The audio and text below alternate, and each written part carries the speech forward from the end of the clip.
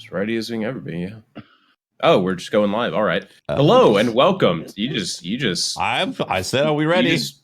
Are you ready? You just pushed that live. All right, that's fine. I'm really, honestly, I'm not surprised. He gave you plenty of warning. I gave plenty of are we ready? He asked if I was ready. My hand up. I was like, when the hand goes up, it means we're about to switch over.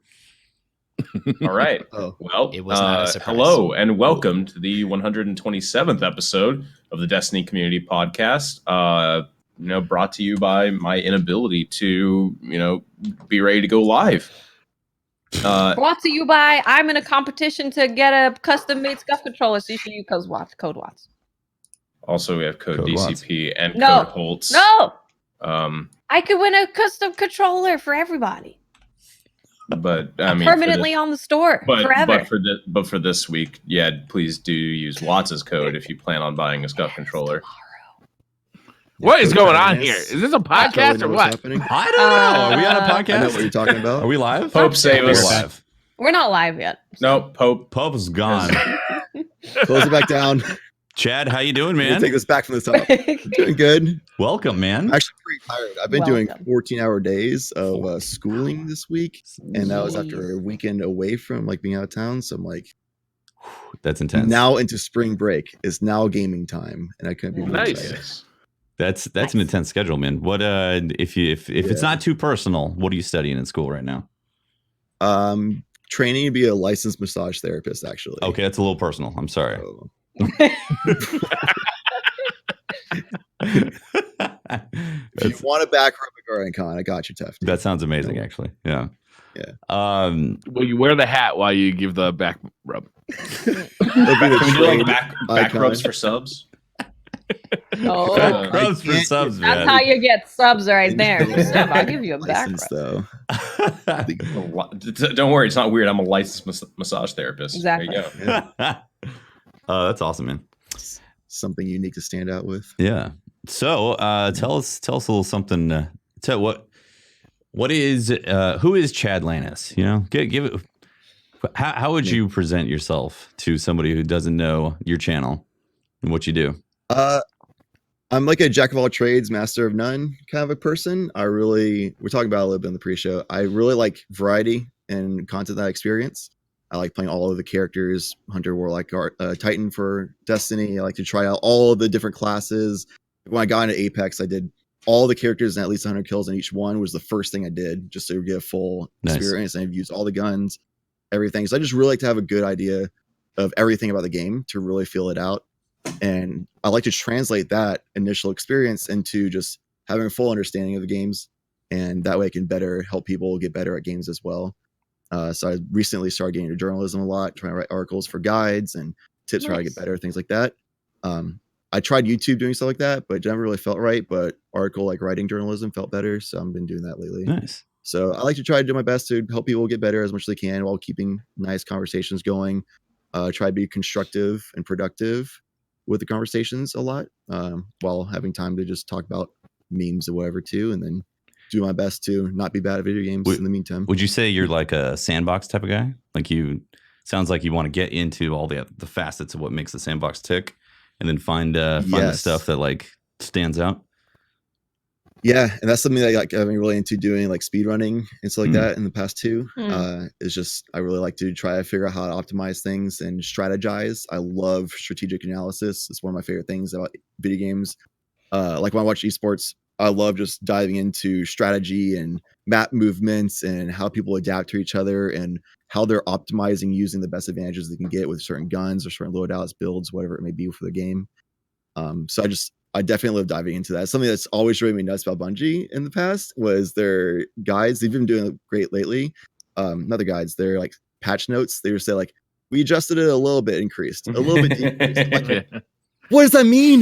But lately they've been saying this amount percentage increase or something, or this amount percentage or flat number decrease, which has been oh man, it's like music to my ears. Yeah. I love knowing. I think they finally heard it. Good information. Finally. Yeah, they finally heard it. Everyone's been saying that. Finally did it, guys. Absolutely. So. That's great. For sure. Pope usually has an outline of things that he really wants to ask you. Pope's usually doing the thing, but he looks like he just got caught. Look, Chad, I got to be honest with you here. you came highly recommended from the RezoCast, so you're really a step behind in my book. The fact your association with those guys is really it's really creepy. Makes you out. suspect. Docking It's points. suspect, highly Dang. suspect. Lots of points bleeding out right now. It was difficult because it almost actually got him from off the list of being a guest. Be like, Even yeah, though, we should have Chad on. several- RezoCast says have him. Ooh. Yeah, several of you guys recommended, and people in chat have recommended him to being on the show, and then the Rezo were on that, and I'm like, that almost outweighed it. So, well, thanks for coming on. I'm sorry I had to, just as the show started, my wife arrived, baby, all that stuff, that stuff. And So, Honestly, though, those guys they Fried couldn't with speak ice cream. highly enough of you. They really loved you. Those guys are really nice guys. It's always a pleasure to be on. Don't. They're don't- no. Hey, I just want to be nice, man. We know who they really are. All right. So it's funny. It's like something that I was looking at when when they recommended you to come on the show is the way that you approach conflicts. Like it's something that came on since the Drifter came out, and different community members reacted. I felt like, negatively towards the content in some way or another, and it always feels like sometimes there's this visceral reaction to when something isn't your way, right? And one thing that I noticed from both your writing, because you write in articles too, you write for is it Media or Medium? Yeah, it's like a free, it's just a nice sourcing of the website. You can upload whatever you want, article wise. So like I caught in I read a few of your articles, and I like the way that it's like this very analytical way of approaching problems. And is that something that is unique to you in Destiny, or where did you learn to either write like that, or is this something that normally approached games in a way like that? I've always been a very logical and analytical mind, so I've always wanted to have really proper communication. Something that's really hit me with a lot of relationship stuff and just general human interaction is really figure out how to put your thoughts and emotions to words, and always be respectable and understanding and accepting of other people's perspectives, everything like that. Because I never want to just shun people's opinions just because I don't agree with it. And I always want to understand their opinions, because maybe my perspective is bad and I need to shift my perspective and understanding based on more information I get from them, more study done. So I never want to just jump to assumptions, jump to conclusions, and just be one of those guys who just says, oh, this person said this. Clearly I have this perspective of them because I heard them say this one thing that one time. I don't want to do that, because a lot of people have done that with me. I've seen a lot of other people do it with each other a lot, and it's never really a good time. And I've definitely done it myself in the past when I've had to learn my lessons for sure. So I've just kind of always developed that kind of reserve a little bit until I can feel like I've really felt out and get a good understanding. Kind of like I was saying before with the fully understanding the game kind of deal that works with communication and interactions as well with people and just development side things, everything like that.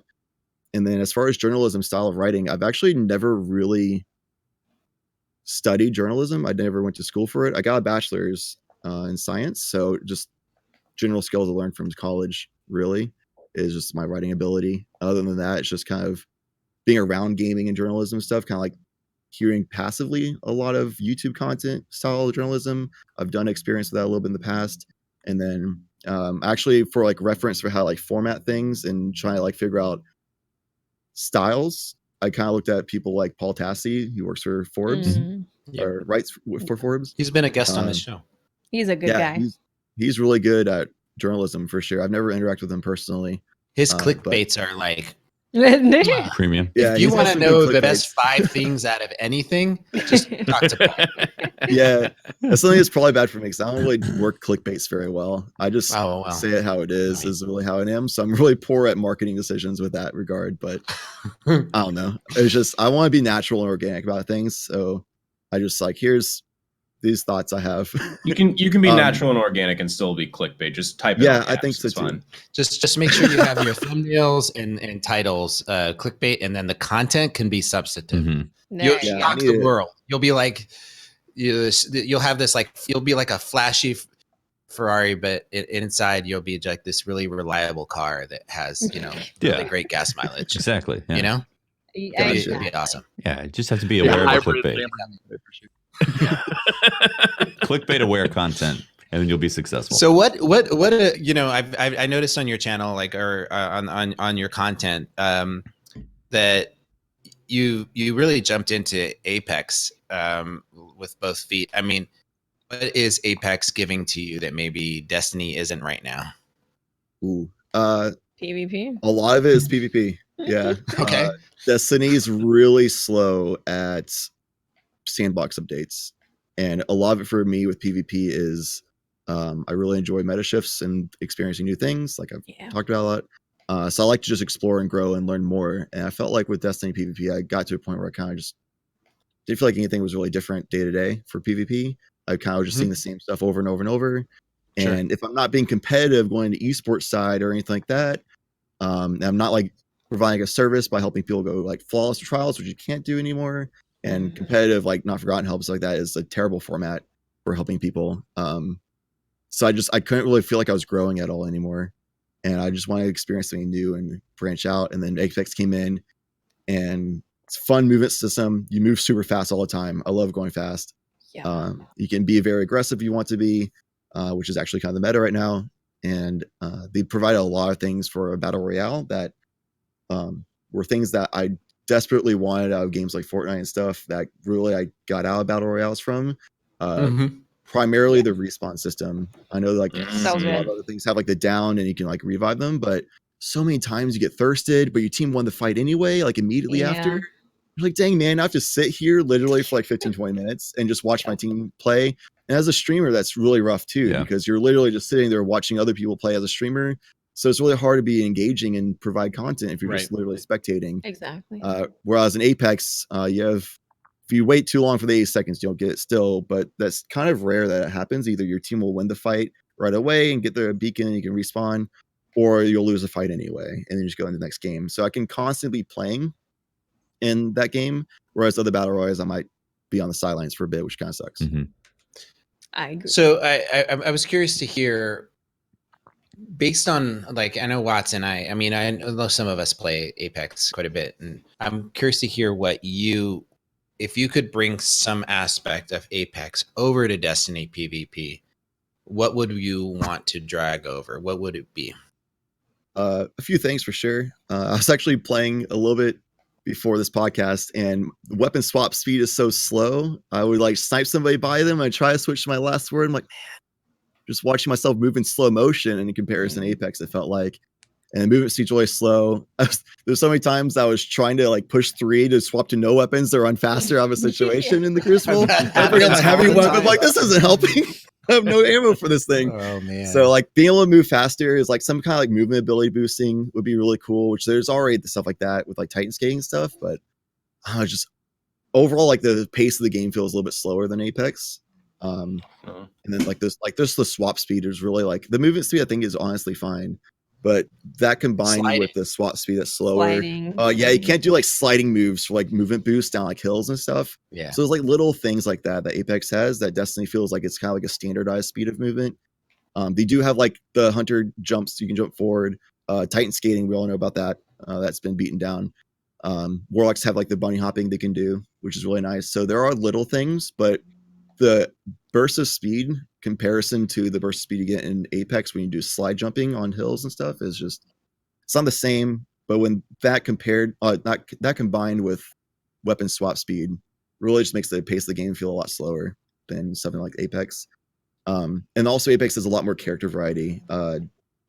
Destiny has like the 3 different classes and the other subclasses, but even if you change up your subclass, because the jumping's the same and like your class ability is the same, it feels like there's basically 3 characters still. Whereas in Apex, everybody's completely different abilities and they all have their own playstyle identity that's very unique. Like Caustic is a very like slow pace and he baits people in, and I think he's like the worst character in the game, but he still has this very unique playstyle where you can bait people and trap them into close quarters combat. Whereas you have other people like Wraith who can just do the rift for like faster moving around the map and just goes very aggressive and stuff like that. So you have different, very unique play styles. Whereas in Destiny, I feel like the 3 different characters have unique identities, but it's generally the same play style with the characters. Yeah. Feel like as far as PvP is concerned, is Gambit Prime, it's like, are these the season of the Drifter? Is anything new content kind of scratching that itch, or is it still missing the mark for you as a PvP player? It's still kind of missing the mark because Gambit isn't really true PvP. And I always thought I would really love PvE PvP hybrid because I really enjoy the extremes of PvE, going into raids, raid races, hard grinding, speed running, all that stuff. And then extremes of PvP, doing comp playlists, ranked, doing trials back in the day, things like that. So I was like, oh, of course, hybrid, I'll enjoy that too. But both Gambit and Destiny and the Dark Zone division never really hit it for me. So personally, I didn't really get an itch at all from the season because I'm just not personally into Gambit. I think people who love Gambit, this is awesome for them. But as a guy who really enjoys the one extreme or the other instead, it didn't really hit it for me. Reckoning, I haven't gotten to explore tier 2 or 3 yet, so I haven't really experienced that. However, I'm not really interested in it very much because most of the gear you get from that is for Gambit. So even though I'm probably going to go and experience a completion of both tier 2 and tier 3, I'm probably not going to grind it because all the gear I get for it would be for the game mode that I personally don't really enjoy. Okay. Yeah, it's interesting to see people's reactions to Gambit in this this DLC or this expansion, and kind of focusing on the PvP players feeling like they kind of missed out on this. Is there? Do you think something as simple as a meta shift within PvP? I know a lot of people wanted trials to come back or more maps or something like that, but do you think something as simple as like a meta shift would have kept people interested in PvP, or that is that not enough? Would that not have been enough? I think that'd be enough. I know a lot of people want trials to come back, me personally, but I understand why Bungie would not want it to come back right now. They want a different identity for it. Honestly, I have like a feeling that they're trying to make a BR because they said like the future of PvP doesn't fit with trials. I'm thinking what would be the future of PvP. But anyway, other people are asking for maps and stuff like that too, which I'm not really that super like, that's not the big thing for me. What is massive for me is like meta shifts, sandbox updates, something regular. Right now it feels like once every like 2 or 3 months minimum for a sandbox update, pretty much, if not longer, for anything like significant changes to the meta. Something that's more like 1 to 2 a month would be insane. And if it's that regular, it doesn't have to be massive changes. It could just be minor ones. But when I go into PvP before the season and after the start of the season, it's still pretty much, even with the one-eye mask nerf, it's still one-eye mask like everywhere. For Titans, Warlocks are pretty much out of the meta entirely, so there's like less variety. I actually tweeted before this, but I was like the only Warlock in Crucible for like over an hour of trying to find matches. And I was on the first stage of the Thorn quest. I couldn't find Warlocks to kill. And it was all just like Spectral Blade Hunters with Gwist Vest, One-Eye Mask Titans, Blade Barrage Hunters with like Shard Still or something of that sort. And that's pretty much the meta. Some Sunbreakers. And every once in a while, you'll find like maybe one of something else. So, are you on PC or console? Variety. PC. I'm on PC. Okay. Yes, it's actually pretty big. I think metas do shift on different platforms.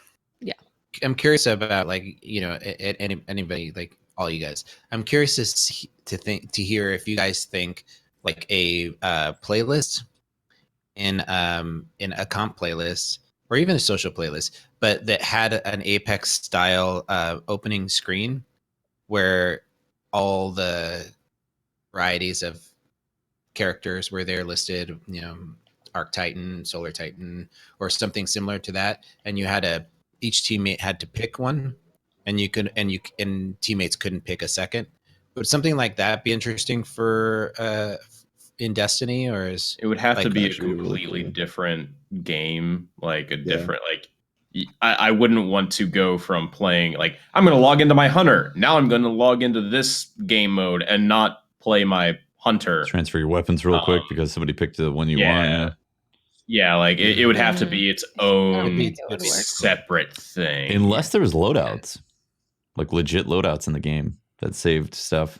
So you'd automatically swap weapons and all that. Yeah, I'm just curious because I'm trying to hear a lot of the things that comp players are saying are that they're frustrated with, and I don't see how they keep doing the things what they're doing with PvE and then get where comp players want to go with PvP unless they try something drastically different with how loadouts are formed or people go into PvP. Yeah, Chad, you said that comp is really difficult if you're trying to help people also, and like yeah, how do you see the future of comp and what they could potentially do to like solve what Pope is talking about, like not just broad PvP strokes but comp itself, make comp better. yeah, make comp desirable for a lot more people, a lot of for everyone, right? Not just like the hardcore PvP Yeah. players, but also enticing other players to hop in and do stuff. Yeah, I think it's a little bit tough because they make it a format that's not really a ranked playlist. It's more of a progression playlist. It's very similar, but it's not really the same because it's kind of like this season you go until you get to this reward and then you're pretty much done. Whereas the true ranked playlist is like you just keep playing it. It's kind of an ongoing, and even if you have a reset, it's generally like a soft reset with a placement matches, and then you generally are back to where you were and keep going. So it's like a lifeline. It's like a lifetime ranking. Whereas the way it's set up right now is kind of like a hard reset back to 0, progress until you're done and you achieve your gear, and then you're out. Unless you just have nothing else to do, and then you just get in with your buds, 4-stack, and just try to slay people because there's that you enjoy Destiny 2 a lot, but there's no like competitive scene as far as like esports. So this is kind of like your competitive outlet is just 4-stacking, gatekeeping people from not forgotten or something. So it's a little bit tough. I think a lot of it would be sandbox updates regularly to make it feel fresh, make people want to play, because I think a lot of people are just getting bored. I have a lot of friends who are serious PvP players back from Trials Days connections, Sweat Days connections, stuff like that. And pretty much the reason everybody's left Destiny PvP is just because they don't update the game regularly enough. They just don't provide freshness. It doesn't feel fresh. It just gets really stale meta, things like that. And so because it doesn't update regularly enough, they're just like, well, I'm bored. I want to feel something new. There's no reason to grind for it because there's really not an esports scene. So if I'm going to grind something day to day, it's either going to have to feel fresh for me, or it's going to be some kind of productive like payout, like money or something from esports. So Chad, I say I gave you a magic wand that you could wave and you could control the meta for the next season. You could just say, this is how it's going to be. And magically it was so. What would you change in the meta to be more attractive or to be different for next season? I think it would come with a lot of buffs for sure. There's so many exotics that are just not used at all, ever. Both weapons and armor pieces. I think there would be some. You better not touch my hard light. You don't want your hard light. No, I like shooting cotton balls. I love cotton balls. No, I want to shoot cotton balls all over the place. Exotic in the game. Yeah, so I love hard light to be viable. It's never been viable for anything. It's my favorite concept of a gun.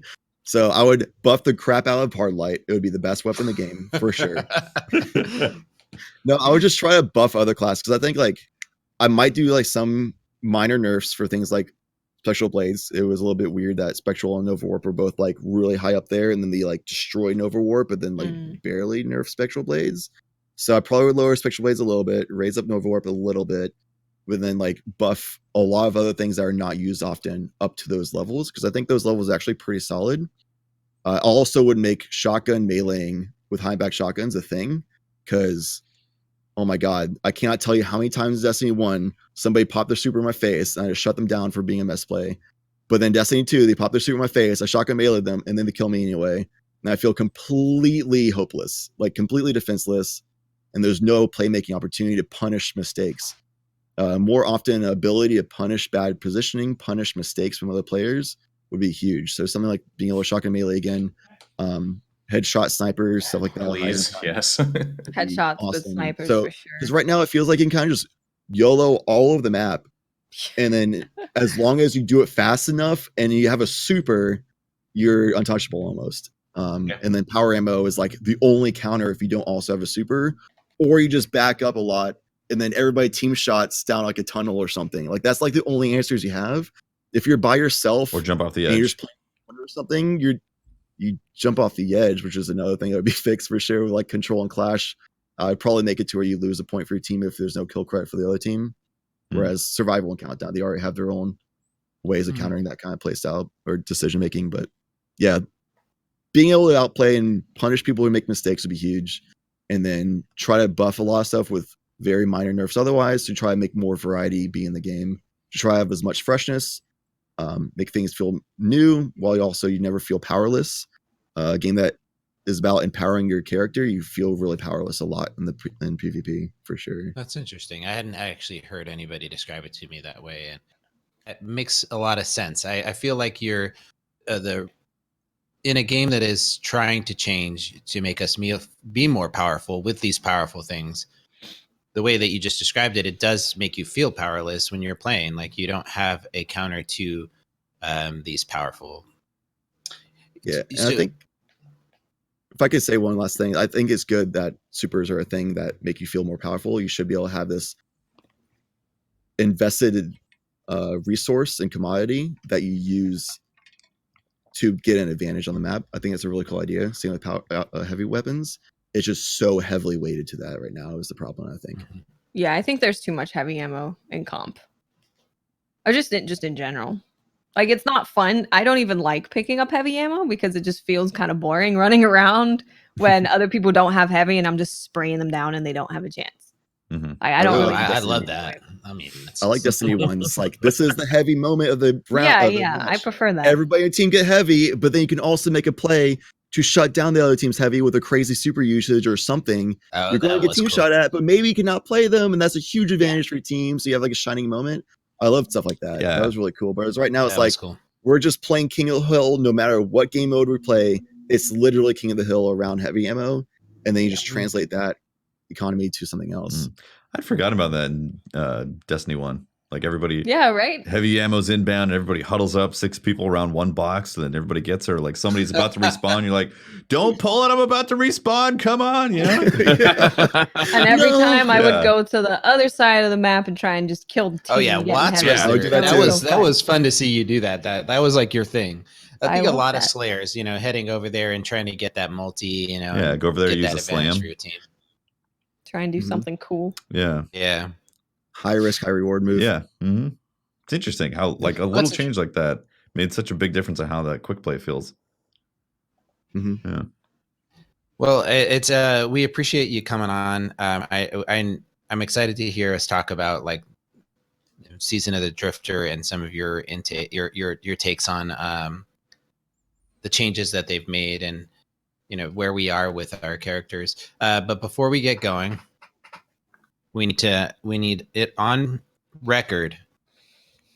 If you were start over and you had only one character to play, what class would you be? Hunter, Titan, or Warlock? And you have to answer only one of them. He tried to answer this in the pre-show chat, and he was non-committal. It was the worst. Dancing around. He answered. You guys didn't listen to him. No, he said probably. He said probably. That's an answer. I hate that's this question. I love an playing answer. everything. I like having a full understanding of the game and experiencing everything. Here Yeah, I said probably Hunter. What are you earlier. running I'll just for take away president? the Come on. probably. So it's for sure I'd Hunter. vote for him at this point. I've always done Hunter first for storyline content. I've always felt more connected to Hunter, even though it doesn't fit There for you meta go. playstyle for me and stuff. Hunter is definitely my baby. There you go. See, there's no probably about that. There's no that sounds confusion. pretty definite. Yeah, It explains a lot. But okay, let's go. it's great. I love it. Yeah, let's go. So, Briar, we had a TWAB or a THWAB? Was it THWABin or TWABin?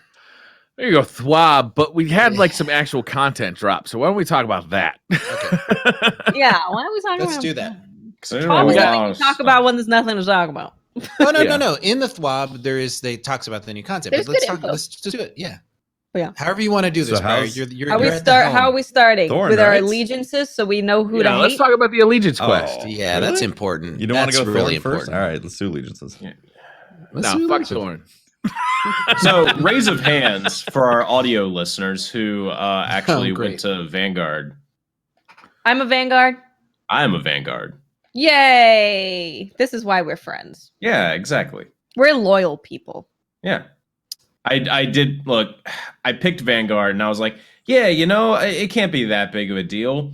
And then like the third quest step was like, go plant audio listening devices. And I was like, oh. Wait, where did you guys get plant them? stitches?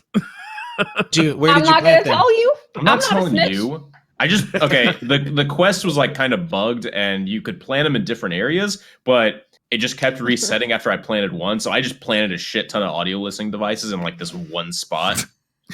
So just don't go Some there. high def Mega recordings. amplified. You know, let me say that I really enjoyed that quest. Weirdly, I have yet to finish it. crouched. I was crouching around, and then the drifter was like, "Hey, sister!" I panicked. I ran away. And continued bugging everything. I feel like the drifter knew. He was just like, He doesn't care. It's actually when you go into Gambit now, he has new voice lines if you went with the Oh. Vanguard. oh, So he keeps saying, even though you a snitch, I still like you. Or That's the question, though. It's I really think, cool. Watts, is that now that we've made a decision in Destiny, Mm. what will this decision mean long term? Like, will this stick? Will this be like a Mass Effect style decision where like we're dealing with the repercussions of this for years, or will this be till the end of the season we get some, random drifter lines or maybe a different cutscene or two? I don't know. I don't Why do you- know. It sounds I like it's only lore. no, Just you lore? get different rewards based upon You do. That's every in the week, TWAB. too. We could talk about it. Really? Mhm. Yeah. Oh Yeah. yeah. Yeah. Nope. Yep. Yep. There are Different some rewards. changes, but I Pretty mean, neat. so if those two are the only like wusses who went with the Vanguard, You then mean loyal? then the I'm four loyal to of the us. truth. I remember the True, face you of know. my father. No, imagine all of those Iron Lords that died to save people. You just spitting in their face. What? Do you really remember the face of your? So Yeah. Boy, they look like you. you're sticking with the guy who didn't do jack shit when his friend got shot. Yeah. Okay, let's talk True. about that. I mean, He True. didn't want any more no, we of need his to talk friends about to this. die. No, listen. If you are the, like, say the king or the mayor or whatever of the city, and your city has been attacked to where hundreds of the last humans on Earth have been killed, it's not responsible for you to just be like, all right, good luck, guys. I know we just got attacked by aliens. We're going to go. I'll see you later. It's not responsible just to immediately make that decision. You could That's think true. about That's a very rational and cold-hearted decision. It's not That's cold-hearted. boring You're as protecting hell. your Shit. people. But then you would remember that you've slayed gods before, and you're like, "Oh, Yeah. I got this. No Oh, wait. problem." I mean, that's coming from the guy that put a bubble Stay up. home. I don't The need re- help. The Red Legion was attacking, and he put a bubble in and died anyway. I mean, come on. Yeah. This guy is He not was somebody shooting at the I'm wall, putting man. my- It was crazy. Seems like It's he has like skills. and I got Ikura that can't even kill a dropship with her Nova bomb. I mean, But she Let's- did kill the She drop. did ship. kill the she had to dropship. jump on top of it and then She killed do it. other stuff. Even I mean, Drifter other says that stuff. he's Yeah. afraid of Ikora's shotgun, so be careful. Yeah, All Ikora I'm was saying- the one reason why it was a tough decision, but it wasn't enough. Mhm, I agree. She almost convinced me to stay, but I think Ikora might switch over. Oh, she yeah, might go she's drifter. coming over. For the She's drift. definitely not. She's done. coming. She's done with definitely Zavala. not. I bet you she ditches Zavala and go hooks up with the Drifter. No. She's never. done with that fascist factory over She's there. too classy. It's Maybe time. Osiris Get rid of wants to Bubble be a Boy. drifter. Yeah, she likes go to Warlock. Osiris. What She is? still loves him. Ew. Well, she likes Osiris, and Osiris goes with the drifter side. 'Cause No, he's he won't. also going for the truth and left the Vanguard for it. Interesting. Drifter doesn't want the truth. Drifter just wants to have you kill Guardians. That's all he wants. He just wants you to take an energy and kill So Guardians. I'm curious about one thing in the quest in the Drifter side of things with Gambit Prime. One of the quests that I have to do, it tells me that I need to hurry up and go get as many motes as possible. Don't worry why. He'll tell you later. Trust him. You can And totally I'm like- look at his face. He's got a beard. Does Zavala have a beard, Pope? Thank you. He doesn't. He just Thank wants you. to I eat was aliens. wavering there for a second, Literally. Briar, but you brought me back in. Thank you. You guys just hate Cade. It's just very, very Trust sad. the to me. beard. Oh no, we love Cade and are doing Wait, what what? we need to do. Who do you even think if it's provided going to the dark thorn side. bullet that killed Cade? Pope Bear? Cade did not die from a thorn bullet. Yes, he did. If Yes, you he read the did. lore, I mean, he didn't There's on a my lot screen. of thorns out there, though. but he There's more than died one thorn. from a thorn bullet. Well, It's- in the lore, but on my screen he didn't. Yeah, if you It was look a that's the thorn close thing. enough. If- It wasn't if a you bullet look from close Thorn. enough. It was a thorn bullet. They must have retconned that because there was no thorn in any of that Yeah, cutscene. it's, It was a Yeah. thorn It was bullet. hidden. Bullet. It was made there's to look lot like of a fallen thorns, though. armament. There's more than one dredgen out there still, as far as we know, I think. Hmm. Interesting. Couldn't necessarily be the drifter. Could Yeah, be it's another the drifter. Drifter. I'm It was calling a bullet retcon. that came from the grassy knoll. One of Anyway. yours. Bullet from the grassy knoll. You do get All I different know- rewards based on your choice. The Vanguard weekly package gives you a powerful Vanguard gear, boon of the Vanguard, 10 Vanguard tactician tokens, an enhancement core, and the Drifter weekly package gives you powerful Gambit gear, Collector Synth, Invader Synth, Mhm. Sentry Synth, Reaper Synth, and Way more. 100 Infamy points. Technically Okay. more. You say More. way more, but when you have Way all more. of the armor, are you going to care about your little synths that give you 80 glimmer? If I get if 6 any- things from the Drifter I and get only 4 enhancement things cores. from The Big things Blue that you guys Zavala. keep moaning about not getting. all of you are like, Oh. all of you are going to be sitting there. Oh, they've got new stuff now? all of you are like the people that when you went to trick a kid, you're like, okay, what do you want? These $1 bills or this $100 bill? It's like $1 bills are more. There's more of them. That's what you're like. Well, in You know this what it is, Pat? case- No. Not You sure know you what it is? explained that quite Every- right. 400 Zavala's giving rebels $100 and bills? $601 Everyone bills. who went with the dredgen are just normies, okay? Mhm. Normies. Normies. Wow. Explain to yourself. What's a norm? Everyone was going like, I want to be edgy. I want to go to Hot Mhm. Topic and be an edgy bad boy. Oh, But hot Can we everyone not went disparage Drifter. Hot Topic in Bunch this? of Let's not normies. bring Hot Topic into this. Sensitive topics, guys. Come on now. Everyone was Well- like Drifter. So, and that made me want to not do it even more because I am a hipster. So then who's being I'm not edgy doing now? Ooh. Mhm. Good point, Pope. you want to be, you Yeah. want to Good be a point bad from boy. the bearded Yeah, man. everybody's being drifter, so I want to be the other. yeah, come on. hipster. I'm not Yeah, a you're normie. a hipster. I'm a hipster. Well, There's- a normie. I would- You're a normie hipster. No. I don't know. You're a normal. I don't know. I think it's A interesting normal that we're just having a conversation like this based on a decision in Destiny. I like Yeah. that. Not a I whole like lot that of- they went this direction. I hope it. Really, it's interesting, right? I hope it's meaningful, and I wish it was account based. Yes, I do. People too. were getting mine- people were like getting mad when I said that would be cool.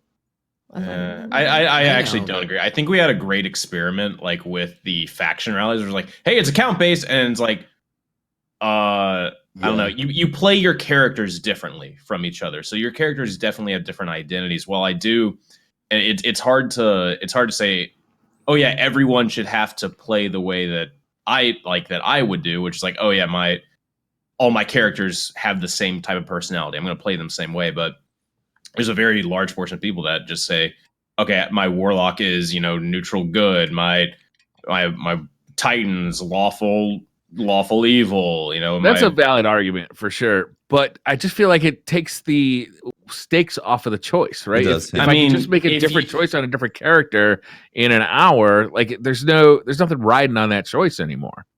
I mean, it is for that character. Like if you are the lawful good or whatever type player, and all of a sudden you go drifter because you think you got fucking swayed by his charm, and then later on down the road you get tricked by him. Yeah, it's gonna make a difference for that character for you. It's definitely, but it's not.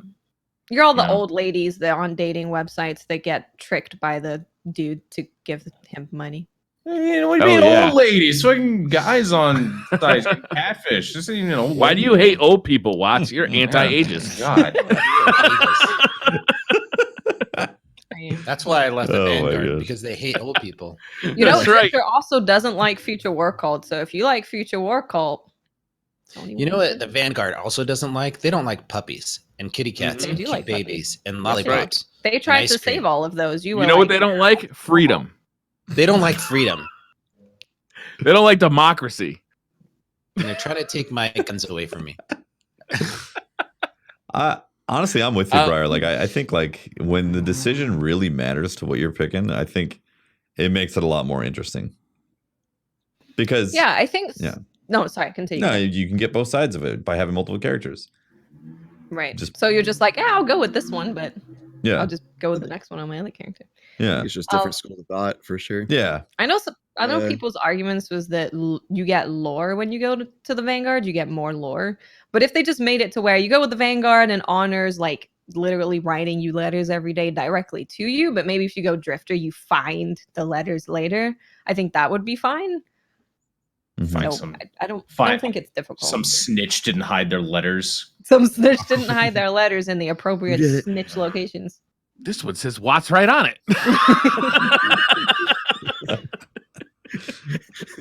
She said from Watts. Why would you put your name on it? Revealing right here at the location. Oh my She's god! like Yeah, be so that Watts on organized. that anime she branding on names the her back. stuff. It's like naming your notebook at class so nobody else takes it. Oh, I'll drop funny. my notebook.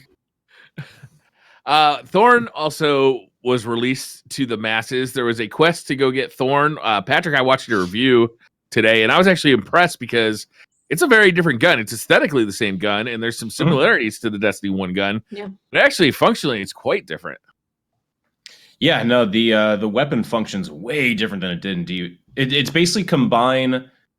You know how it launched at End of Rise of Iron, where it had the stacking dot mechanic, Yeah. and that would kind of ramp up over time. They included that, and then they also included this entirely new thing where whenever you get a kill, an orb drops. And when you pick up that orb, it buffs the damage over time effect. It's on not an the orb. gun. It's a slime ball. Okay, sure, whatever. I call it goop. Yeah, go pick up the whatever, Ball of damage. and it Slime buffs ball? you. Gelatinous Season mass. of the ball continues. Yeah. Season of the ball. Yeah. What do you pick up, Patrick? The remnant. It's actually The The called remnant. There you go. Okay. You pick up the remnant, and then you get buffed, and that's what enables the 2-tap in PvP. So you can only 2-tap after you get a kill, and you can only 2-tap for about 5 seconds after you pick up the orb. So it's not infinite time like a lot of people were fearing, where it would just be straight up I the like best that. weapon. Yeah. I like that too. I mentioned it in the review, but basically, like, if you use Thorn in PvP, you're using it because of the potential that it has, not because of like its neutral game. Even if it does have really good neutral stats and damage, it's basically the best 150 archetype hand cannon base because of the damage. Better than time Ace of effect. Spades? That's not 140. That's 140. Oh, that's 140. My bad. You're right. What's the burn on it, Patrick? Because I've that's the thing that triggered me the most back in D1 was it was at the same time the meta of the Warlock. What was the bolt grenade? Wasn't that it? The bolt grenade. Right, Firebolt. the solar firebolt grenade. Yeah. Thorn that had one was- this 2-tap, like you just 2-tap body and walk away from somebody and just 2-tap. It was never 2-tap body. It was Well, always are you 2-tap head. Yes. Was it always 2-tap? Okay. Yes. 2-tap. It triggered me like nothing else, but no. and I was afraid that they would come back at that same level, and it seems like they were more intentional about it, and there's a higher skill gap, but it's still lethal. Yeah, no, it's so lethal. If you run high resilience, I think you can counteract it. I don't remember what the exact numbers are, but I believe if you are like above 8 resilience, you should be fine. So Titans, congrats, your armor will save you in PvP. But yeah, the damage over time effect, like normally, I believe it increases it'll basically add 8 damage per shot, whether that be body or head. It only ticks for 2 damage. It ticks for 2 damage 4 times. So I think that. I wonder works if out. I haven't seen any reviews on this, but I was curious about how burn how a burn would come from a gun that that was fired from like a well of radiance or some sort of buff that you have. And I don't believe the burn effect. I don't believe the burn effect is modified by Well of Radiance, at least in PvP. In PvE, it probably is to some degree, but the real you basically want to kill something and pick up the buff because that increases the damage over time effect by 200%. Like, So it sounds like it's going to be a good weapon if you want to be like mobile and running around. Yes. And, yeah, it sounds like it's going to be real fun for that. yeah, Better for it's, boss damage or ad control? It's actually a wonderful ad weapon because whenever you pick up one of the orbs, it puts ammo back into the magazine. Yeah, that's nice. Yeah, Don't need to reload. Yeah, you don't need to reload. So if you're just slaying ads, you can effectively never have to reload. The orbs, whenever you get close to them, they'll just come to you. You don't have to run over them. Just getting close is good enough. Yeah, no, it's it really surprised me how effective a weapon it is in PvE. Like I just wasn't expecting that. I was expecting it geared mostly towards PvP, similar to like Last Word. But it, like, if you want to just have Thorn as your exotic for PvE, I wouldn't bat an eye. I'd be like, okay, yeah, that's fine. That's It's still got that like thick, chunky sound that it had in D1. It changed up the sound a little bit. It definitely doesn't have as much oomph behind it as it once did. It feels a little bit lighter now. Yeah, take that as you will. Are the bullets still abnormally large to fit inside the gun? Yes. Have Very you much. fired those things at a wall? Yes. And you look at them and they're the size of like the actual gun, and you're like, ow. Yeah. Space magic. Space magic. Space magic. Always It's like space yeast magic. solves cells everything. expand. It reminds me of the T-shirt that's coming, that's available at the Bungie store for completing the Thorn quest and Oh getting my the god, Thorn. it's beautiful. It is so good. It's It's a a good skull with one of the bullets from the Thorn in it, and with roses around it. and with roses around it. It reminds me of something you would see from a heavy metal band in like the 80s or 90s. Totally Yeah. does. Yes, like a Yes. Guns N' It's Roses t-shirt. Uh huh. love it. Yeah, for Thorn sure. and roses. Literally, yeah, Yes. literally. Oh yeah, I'm seeing it. Yeah. Yeah, That that's is really cool. definitely a shirt that I think that I'm going to add to my collection. It's Yeah, for sure. I'm getting that shirt for You have sure. like the Yeah. rose vine going into the skull and out of it too. Yeah, growing in and out. Yeah. Speaking If of you art, liked, did you guys uh, happen to see the Hold on, art if you that liked was in this the- conversation about Thorn, you should go check out my review on it. It's on my YouTube channel. I'm a YouTuber still at times. Wow. Anyway, thank you for that.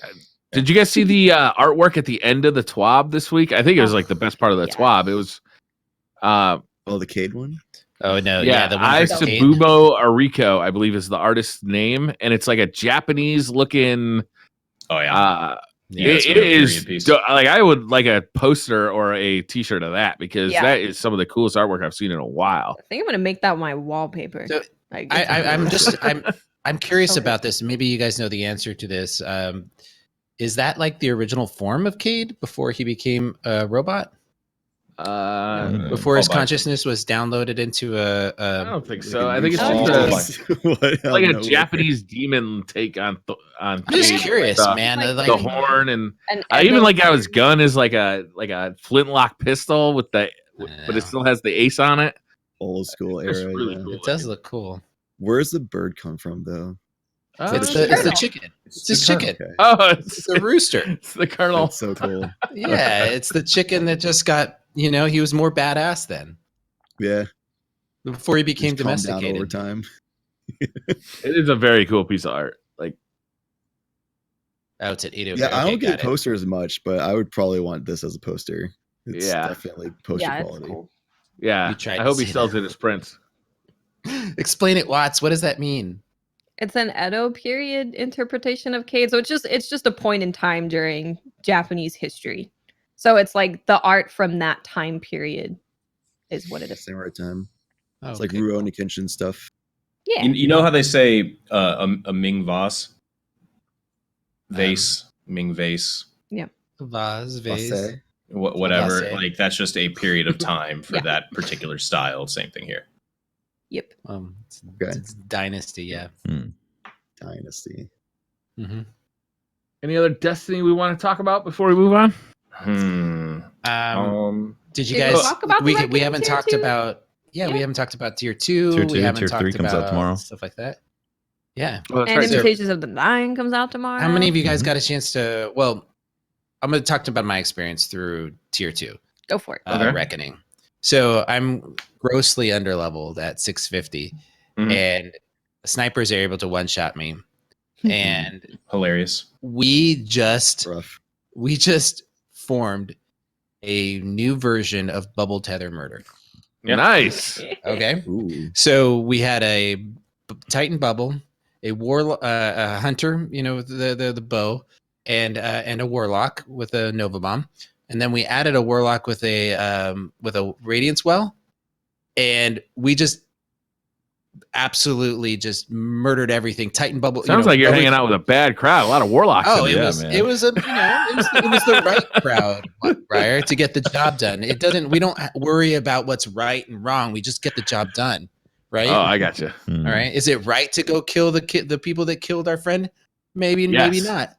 But does it feel good? Felt Yes, right. it does. That's right.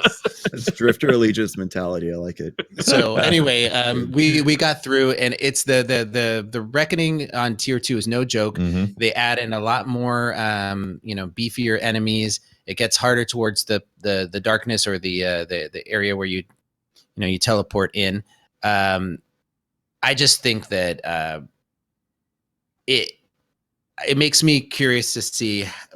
They're going to ramp it up to 11 for tier 3. I mean, it's got. I didn't get a chance to play it, Pope, so I want to ask you some questions. Is it Sure. a different arena than tier 1? No. Like a different location? It's the same No, it arena. is. Okay. Well, yes. it It's starts different. in the same one, but then progresses into different. Progresses yeah, to yeah, way yeah, yeah, different yeah. places. Yeah. Okay, Way different. explain.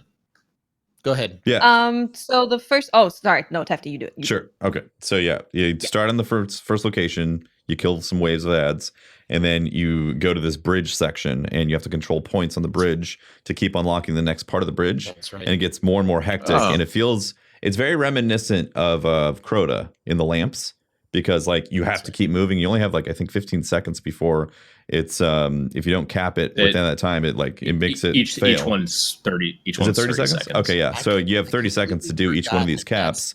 And that's really exciting and fun. And that's where Pope's that technique, bubble tether murder, like that really did come in handy, because being under light level, yeah, the snipers and all the ads, you'll get overrun, basically get murdered right there. So that feels kind of like a raid set piece right there. Like you're crossing the bridge and there's all stuff going on. And then you get to the top of that and you get teleported into this like starry chamber where the murder knights are back and they want to kill you. The Starry Chamber, is that similar to the reward area of Yes. Trials of the Nine? Yep. No. No. Think of what was that D1? It kind of looks like that.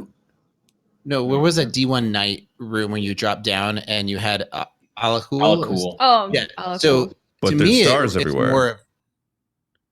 Well, it's dark as shit in there. You go through a it's- Taken portal, so I'm pretty sure you're Is going there to like water a on the floor? Taken realm. Yeah, there's water on the Are you floor. talking about the reward zone of Don't walk in the water. Yeah, the reward zone of Yeah, Trials. when you after go you've flawless beaten it and in go Trials of the inside. Nine, I think that's Yeah. what you're talking Oh, about, got Briar, it. right? Sorry, if you weren't. Yeah. Yeah, he was talking about when you go flawless in Oh, I'm Trials so of the Nine. sorry. I No, thought this is you the go in that- Star Pony in Yeah, there. you go in and- that star chamber. Ah. This Oh. one is similar, but it's Yes. a lot bigger, and there's the water's bad. It drains your light, and it's you're super. Yeah, that's what I meant. I guess it hurts you too, Well, but like it takes Your away heart your yeah, super. it slows you'll you die. down. You'll die from You it. can't jump. You can't move. It suppresses you. Like It's it's a bad. suppressor. The water's It's bad. But Do in not there touch is that. once again crazy hectic, and you're afraid of getting murdered because the guys are going to come and slam you with the axe. Smashing Knights. And it's awesome. It's exciting. And once you complete It it, is. you have a chance of getting one of those weapons. You do, yeah. So it's Yep. actually the one place outside of Gambit Prime. So if you don't like Gambit Prime, like Gambit's not your thing, Mhm. but you want the new weapons, you can just farm the Reckoning. Like Just tier farm it. 2. It's a legit. So it's not. You don't need a token or anything. You can Nope. just farm it. Yep. Oh, okay, cool. And Just- you don't need a just sit token in to get there. you can get curated rolls off of no tokens. No, you don't have to do anything. You just play it over and over again, and the drop rate's not bad. It's like 1 out of every 5, maybe. I found For you. For you, Pope. For me, I was getting did one out of about every 5. 40, and then I got one. Damn. Ouch. Maybe not Really? 40, but way more than 5. Probably like 20. I think I got like 2 Oh, during. just stop. Just Listen, say, wow, that sucks. I will say, That's a lot. I will say, That Pope. sucks. Rough. I will say, I was playing it. I wasn't getting one, and I think on my 5th one that I completed, because we failed a couple times because it was tough. I did happen to get 2 drops at the same time. One curated, Yeah, I heard about a you. sniper. Yeah, I was like, huh. It's been a tough road so far until now. Interesting. Interesting. Interesting. Yes. It's fun. Honestly, I'm excited to see what tier 3 is going to be. It's going to be difficult because I think it's recommended 690, right? Yeah, You have can't, to be you can't even 680. go in. Yeah, you Yeah. can't even go in unless you're 680. Okay, yeah. Oh wow. So Yeah. it's going to be a tough That I'm one. makes not sense gonna though, be because able there's to get in matchmaking, right right? So away. they don't want just a bunch of underleveled people going in for matchmaking Yeah. and ruin the experience for people who are Yeah, actually I powerful believe enough they to do it. literally said that. Yeah.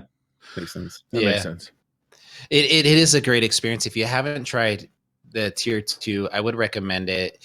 If you don't feel like putting in your, using up your whatever Token things synths. to tokens, since you can save those and just farm it. And I if you get a good group together, I think what I enjoyed the most is being under level. It required us to really think and be very conscientious of our ammo economy and our classes and how we work together and communicate.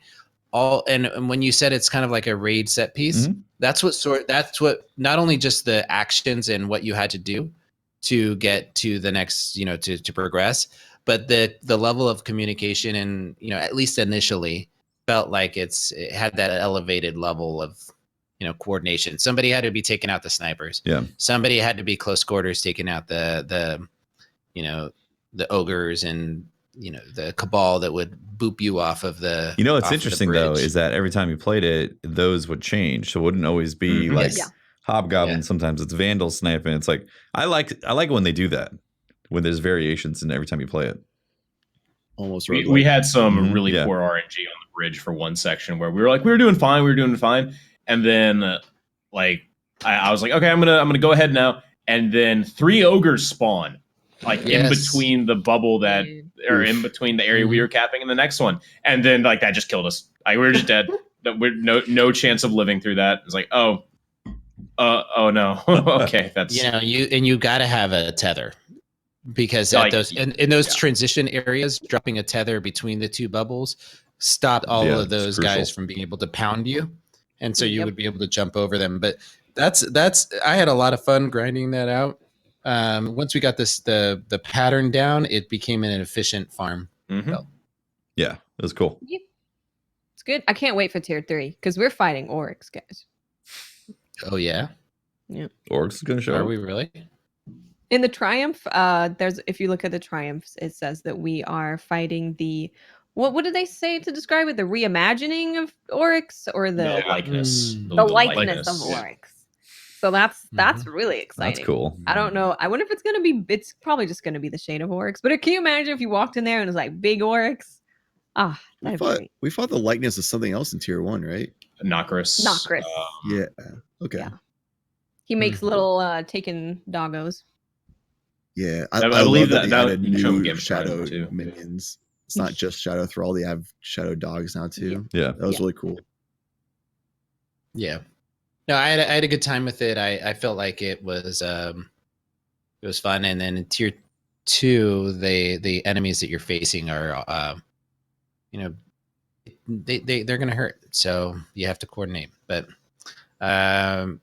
what'd you guys think of Gambit Prime? How many of you guys have been playing that more? I mean, I know we already did our hot takes on it, but anything else, like any sort of strategies or metas that are the new map is fun as hell, but absolutely frustrating to do call outs on. It's circular. How the hell without a compass do you do? There's no, it's to the left, to the straight. They're over there. Just you know take what the you zoomies. need? You need a sentry with the armor to be able to mark them. Just give us a ping system. There you go. Yeah, Ping seriously, system. I was absolutely. I would kill for like a ping. Where's the system invader? in Let me this. ping him. Yeah, So I think every game needs that ping system now. Every game feels incomplete without the where's the invader ping 'em literally exists. It's just on the armor set. It is on the armor set. Yeah. Or Well, could be the there is norm. the buildings Yeah. are colored. It could be Each part one of the your buildings is a controller. different color. So you could go red, blue. It's red, blue, white, and I forget the green. But each one of the buildings is a different color, and you can, after playing for a while, like start to recognize which one where green is, blue's left. It's just not as. Bungie's usually done a really good job of being able to like marker their zones. You know, is it cliffside? Is it cavern side? Is it what? But it felt like in this round arena, it was not very easy to identify where your teammate. Where the It enemy feels is from. deliberately kind of confusing. I Mm-hmm. mean, it is a circular arena, so it's going to take a little bit more to get used to that. But yeah, that one just felt kind of rough. Like invading, if you tried to invade, even that was difficult just because of the layout of everything. It's such an open area, yet at the same time, like you have to maneuvering around it because it's just a big circle is really difficult. Yeah, Hop on the conveyor belts. Shoot. Yeah, The hop on the- conveyor Right belts away. are freaking awesome. They are so Yeah. much fun.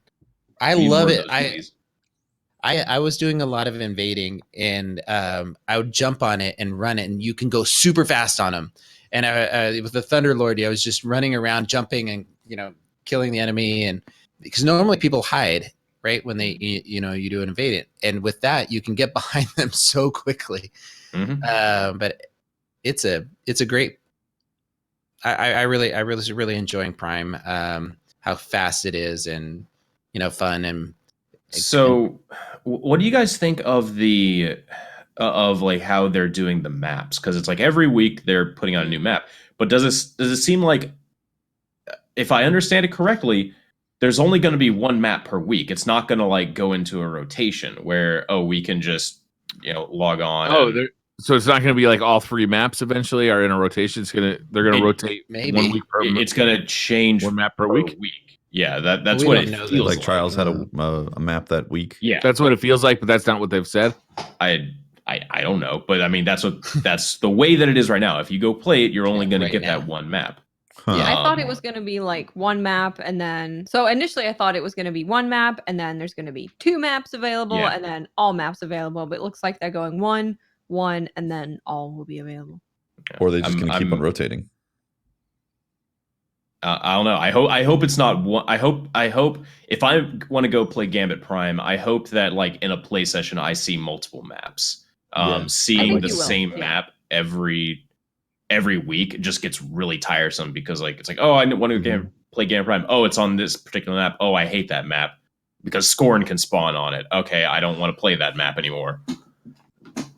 Like, They're probably introducing them on a full playlist as they come out, and then we'll get into a rotation after that. Yeah, I would hope that they just add I'm them pretty onto sure a they're playlist going to at be some in point. rotation. Yeah, I'm pretty sure they will. But it is fun map. I wish the callouts were better, but invading on it is good.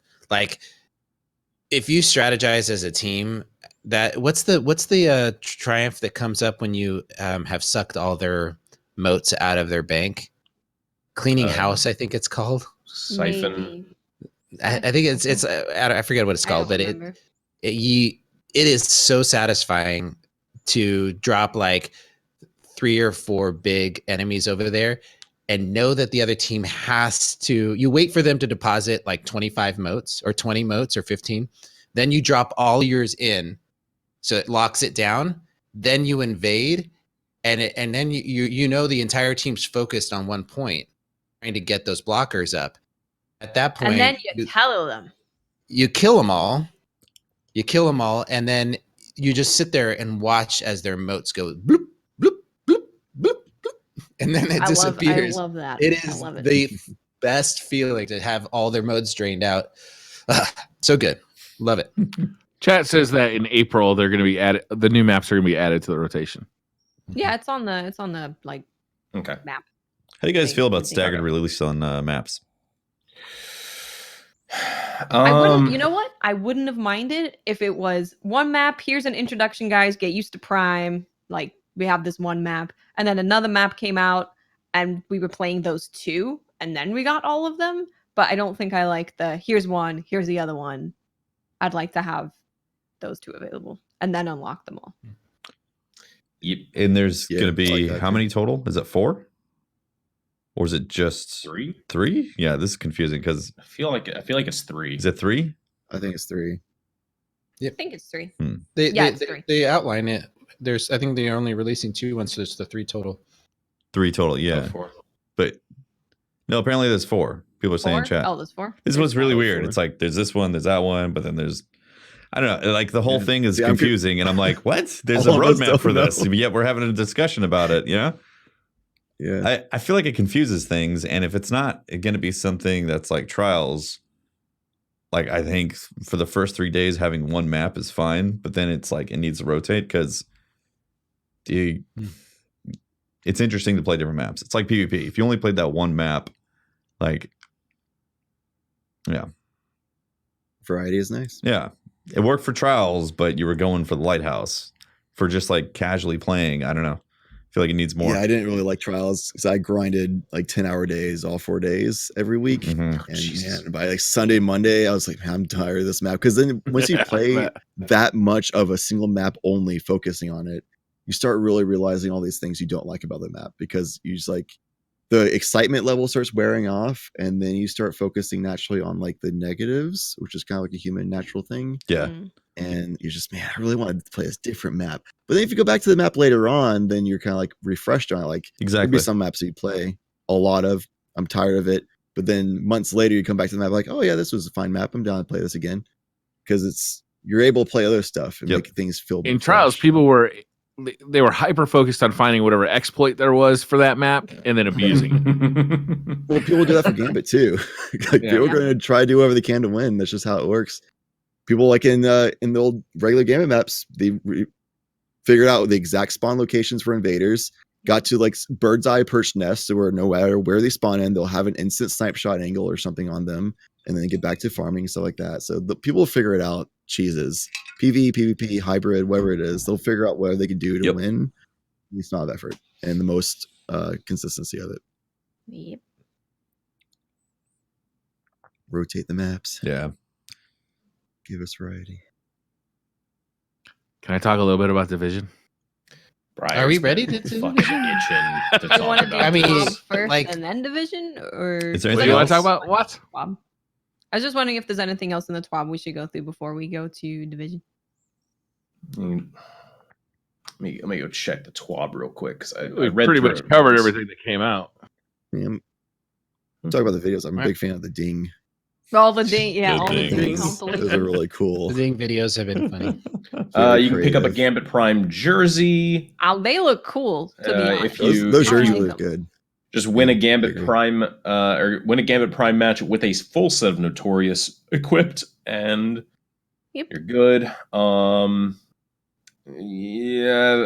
They are changing up some of the matchmaking stuff to hopefully, basically, if you're on the lower end of skill, you should be less likely to match like a full team Mm-hmm. in Gambit Prime. Yep. I don't know if that's being extended to other playlists though. Well, what's interesting also is if you go into Gambit Prime as a team, what they're doing is turning the dial on the type of enemy that you're going to see on the other side. If they can't match you up with another team of similar, level, they're going to up the level of the individuals that they pull together to form to fight you. So as a team, you're going to be facing stronger individual players. I feel like they've already done this. I feel like this is a direct quote that they've said before. They have. Maybe they're just increasing it even more now. I don't know if I've ever heard them say that, but I think that it's something that's relevant. I mean, as an individual going in, you got to hope that the people that you're not able to talk to, there's a disadvantage because you're not able to communicate, right? Yeah, So- they definitely have said this before. No, We've they had this have, exact they have. conversation. They have, and they are, making it. They are refining it. So, I Well, they haven't talked about it in the context of Gambit Prime, right? No, they talked about it in the Crucible. Okay, so I think the turnaround time for a matchmaking adjustment in a new playlist like Gambit Prime is pretty awesome, and it would be nice if they could have that sort of turnaround time for some of the PvP concerns that are coming out. But that being said, it is nice to see that if you're going to go as an individual, you might have a higher chance of winning because of the individual players are going to be of similar skill to you, but the team that you're going to be playing against is going to be of a lower skill. So that's cool. Yeah. Cool. That's cool. Okay, good take change. it away, nerd. Okay, Brian, we're talking about Division. I know All you're right, so Division 2 came out early access. Was it Monday night? I believe it was Monday or Tuesday. Technically Tuesday at mid. There was like a weird thing, guys. What was up with that? I wanted to ask you. So there was like the gold edition, right? Yes. Where you could Yeah. you bought that and you got in. But then was there also like a content creator early access? Yeah, it seemed like there was a content creator early Okay. access as well. Yep. Yeah. Which may have had like I would look for sponsored in some of those. Yep. I'm sure it's in there. Well, what happened Yo, is you guys that hear that Ninja got paid $1 million to play Apex for 8 I hours? How cool is that? I'm in the wrong Wow. business. Play that for free. Well, the right business. Dude, where did you guys find that? It was Kotaku All a- news article, articles right? everywhere. Yeah, it was an Yeah, I article. saw it It's on not Kotaku. confirmed by either EA Ninja. or by Ninja. So who knows if it's actually true, but I mean, I don't doubt it. I don't doubt it. Dr. That's, Lupo confirmed a lot that's probably of the best content creators. advertisement.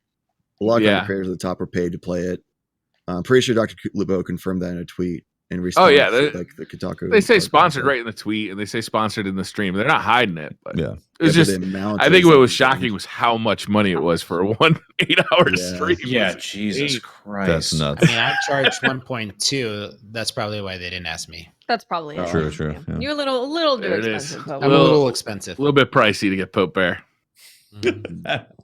Anyway, I will Division 2 say came out. before we like jump into what the gameplay and all that, I think the early access stuff really hurts the communities and the way people. Sucks. It's stupid, It right? does. Like, it segregates communities. yeah, people want to jump in and play Yeah. the game, especially a grindy game because Division's obviously Mhm. grindy. Like people want to jump in at the same Yeah. time and feel like they're part of the wave of the initial play.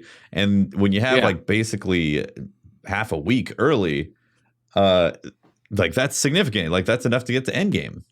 And then And it's Yeah. for this one, it was $40 to get the gold edition, Yes. so you get it early. And that was essentially all they're offering for that $40. There was a couple of cosmetic items well, that I mean it's season pass technically, but the season pass is early the access season to the everything. season pass is free to everybody. The only difference if you buy the gold edition is you get that content a week early as well. Exactly. Oh yikes! That's what I'm saying. Like So it's like, the buying only early difference access is early for all that access. stuff. Yeah, which is again, it's stupid. I get that it draws money because people want Right. to play it right away because they get excited. But man, it really hurts the hype in the community. It hurts Totally, it because so you want much. to level up with your friends. You want to play through it with your friends, but some of your friends have $100 they can spend, and some of your friends are struggling to scrape together $60, and like it splits up your own friends group. Yeah. At the same time, if I'm a viewer that goes to watch like a stream of a game and it's like, where can I buy this? And it's like, it's not actually playable yet. It's like, well, I want to play it Unless you now. spend Like, $100. this dude's fucking playing it now. Like, Yeah. what? Yeah. Yeah. And it's not like they're playing a beta or an alpha where the stuff's not going to transfer Well, over. they They're, have some arguable. they're legit. They're legit playing content that is putting them, that they're keeping. Yeah. Right. And I gotta say too, is the Division 2 released in such a state that it was, as a player of stabby grabby games, Stabby grabby. Fire and like acquire. it felt almost shocking how complete this game feels at launch. Yeah. Right? You load into a world that, there's very few load times, and the load times that are there are very short. Like it feels fleshed out. It doesn't feel buggy. It feels like there's just a ton of stuff to do in this world. Yeah. Say what you will about the Division's combat. Some people like that kind of combat. Some people don't. But I think that it's a lot better in the Division 2 than it was in Division 1, even though I think on stream it looks exactly the same. But it's very nuanced and different in my opinion. But I mean, I think it set a new bar for this type of looter shooter at launch. Yeah, it's really good. Also, once you've completed the stuff to get to endgame, apparently it really opens up. So something that was very different from Division 1. Once you hit 30 in Division 1, it was like, well, what are you going to do now? There's a few things you can go and get, but there's not really any goals after that. This is completely different, and like just very refreshing for a game to launch and have that type of perspective of an end game already at launch. Like, that's great. I'm not there yet, Tufty. Are you in the end game yet? I'm just about, but I've heard and read a lot of stuff about how once you do something, it's like everything just opens up, and the world actually like I hear changes. the world changes. Yeah. Yeah. Like it actually That's like really cool. And even playing through the story, I've only got about 12 hours in Division 2 so far. But even playing through the story, the world changes as you progress through the story in like physical ways that makes it feel satisfying in a way. Like when I compare it to Anthem, a game that I just came off of, like I made changes, or I felt like I should be making changes, but those changes were never really reflected in the world. Like maybe you get a fountain to run and like that's about it. Like as far as like what's going on in that world.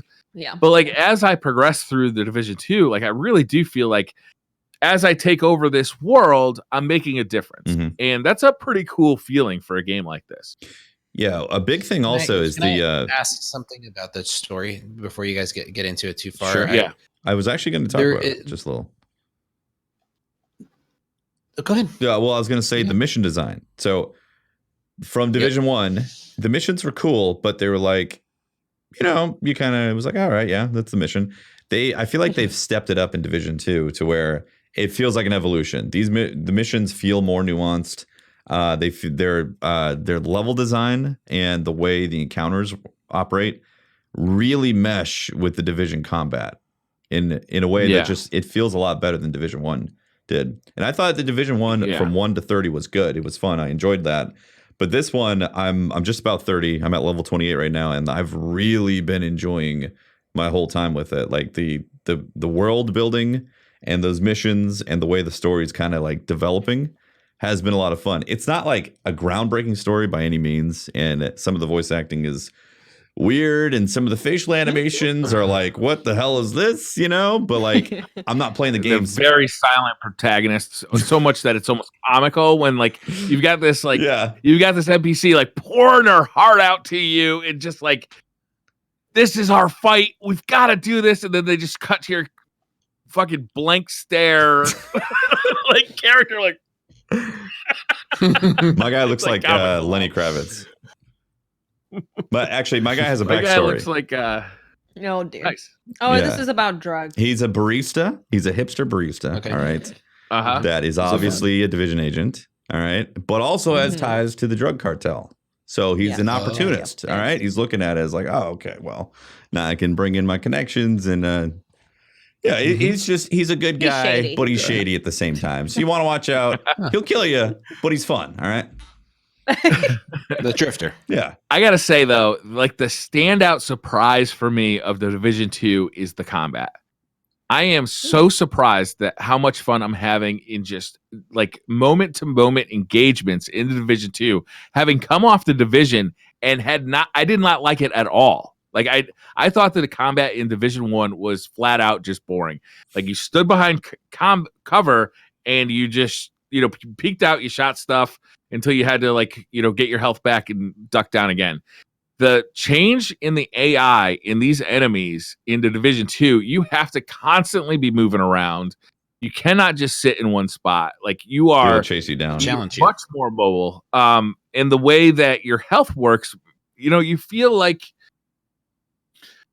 you've got this armor, but you don't get that armor back unless you charge it up manually or you use an ability to charge it up, or when the actual engagement ends, you just kind of get it back. So you have to constantly be managing this armor and not be getting shot, but also like there's dudes flanking you from every side. The enemies feel very intelligent. Mm-hmm. It's still a cover-based shooter, and if you don't like cover-based shooters, it's still one of those, but it's much better at cover-based shooting than Division 1 was. I will say also in the beta, it felt like the AI wasn't as smart until you played the end game, mission in the beta. So I interesting. don't know if you guys, if you did that at all. The end game one, they were heavily flanking and all that. I think they tuned it to where regular AI now is a lot more flanky and just overall across the board. Once you get in there, like if you stay in one position, just like I said, you're gonna get taken out. They're gonna flank you and they're gonna swarm you and all that stuff, which is really cool. And they're also aware of your situation. Like if you're weak, it feels like they're gonna push you. They're gonna like do a plan and push you because of that. But if they know like you're kind of full health or you're pinning them down, they'll respond to the way you're playing the game. And like I found that's really fascinating. Like good job, massive on the AI. It's really well done. So really, that's very good job. That out of everything that everyone said about the game, it's like, oh yeah, builds. Like I don't care. I don't need another game with builds. Having a game with good AI that actually makes it feel like I have very rewarding combat. That is a selling point to me. So like what you guys just said. That's been the most interesting thing that I've heard about Division. It actually makes me want to play the game. As long as you don't mind the cover shooter aspect. I don't mind it. Like if the combat feels good, it's fine. Like I mean that was ultimately what was unsatisfying to me about Division 1. I started playing that game on PlayStation, never finished the story. Started playing it again on PC, again never finished the story, just because I could never feel engaged by that game's combat. Like it just never felt fun. Where Division 2, I feel like I constantly have to be like keeping a lookout at like where all the enemies are and like what kind of enemies are, because there's way more variety of enemies in Division 2 and they have different tactics. Like there's some guys that throw out these remote control cars at you and they're constantly coming at you with these explosives. There's obviously guys throwing grenades. There's guys with rockets. There's these huge dudes with like tons of armor. There's these other dudes that just like rush at you and they've got bombs strapped to their chest. Like there's a ton of different kinds of guys and they're coming at you from different angles and they've got different tactics. You just got to constantly be like scanning the battlefield to figure out where you need to be. Have you met the melee brute dude yet? I don't think I have. Yeah, it's intense. Yeah. It takes and then he can one hit you. Well, I could get one hit because I was playing 2 levels under. If he catches and then you. The world is got so much going on all the time. There's basically like events happening all around the world where you can take over certain areas.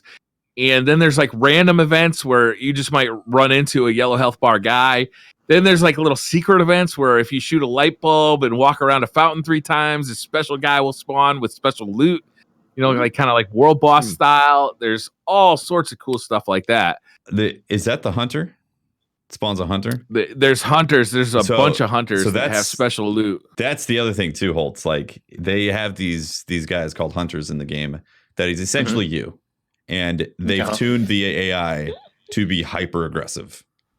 So what the fuck are you saying about me? It's your character essentially. It's like going against another Division agent. Okay. I thought you meant like me. It's going against Holtzman in Washington D.C. It's crazy, right? Like it's just he stole his likeness. Yeah, his likeness. What, like I'm busting out my magic deck? Yeah, he wants to play you magic and they shoot him, but you can't kill him. It's weird, right? I don't get it. The hunters will they'll have the abilities that you have, and they've tuned it to where like you can't stop moving. You're gonna get flanked. So Bloodborne? Yeah, like Bloodborne or Dark Souls, like the exactly. the player type characters. But cool. I love that. In like the Division world like that, it's really cool. Interesting. Yeah. Yeah, that's cool. The loot is really satisfying in the early game. I don't know how it's going to be in late game, but in the early game, it's really satisfying. You're just getting a ton of loot. There's a good variety of loot where you're getting different types of guns, obviously all based in like real world guns, so snipers, submachine guns, rifles, assault rifles, shotguns, pistols, like all that kind of stuff. And then you also have gear like armor that all has set bonuses. So even at like low level, you can be working toward these set bonuses and get like these massive perks, like 20 or 30% extra critical damage or extra damage to elites and stuff like that. So sometimes even in the early game, you don't necessarily want to be going with your top like highest level gear. You want to be going with the gear that matches up the best to what you're doing. And then even if you remember the abilities of Division 1, they've even stepped that up a notch where you have a bunch of abilities, some returning and some are new, but you can now mod your abilities in several different ways and like collect mods to make them recharge faster, do different things, like have different effects on enemies or you. Like, it's really in depth. Yeah. There's a ton to do. I'm Yeah. hearing that Tefty complained a lot because he couldn't make his character look like a warlock. Definitely not even remotely accurate. That is That's what I'm hearing. slander from Do Chad. they didn't have dresses? Chad seems to be. That is actual warlocks in keeps chat trying to make me a warlock. I don't get it. Chad keeps it real. Chad keeps it real. Warlock Yeah, trolls are I'm strong. like so anti-warlock, yet so many warlocks want to embrace me somehow. You're so, Like, what's no, good? I think that's a cover up. You know, when someone's like, yeah, no, I totally didn't rob the bank. I hate banks and also robbing. Would a Suspicious. barista, division agent, drug cartel lord be a warlock? Yes. Really? You think? Sounds about right. I mean, most of the hidden are warlocks. Too, Chad, how do you so, feel about yeah. this, man? The drug cartel thing sounds like a hunter, but the barista thing sounds like a warlock. Do you think warlocks would make good coffee? I don't think so. Yeah, warlocks are just chilling, reading books all day, man. They're like kind of in that That's hipster, like true. bookworm vibe. Oh, crap. So they're gonna be Right. loving coffee. You make a solid point. And this Can makes you guys me tell me uncomfortable. about this dog? I don't know, man. I'm really looking Can you forward to guys the tell me read. about this dog mission? Dog mission. Dog mission. Some controversy that I read on Twitter about some like the people are doing public service announcements saying there's a particular mission that there's cruelty to animals in it. And it was out of place, and they felt like it wasn't. They wish they had gotten a warning. I may not have reached it yet, Poe, but what you're saying doesn't ring a bell. Yeah. Okay. There is attack So, dogs, right? No, apparently there's some part of it. I saw it on Twitter, and I was curious to ask you guys if something was, a part in that really kind of upset you about it. But I haven't played it, so and I didn't look into it. But. Sound. I haven't seen it yet, so I'm not sure what you're talking about.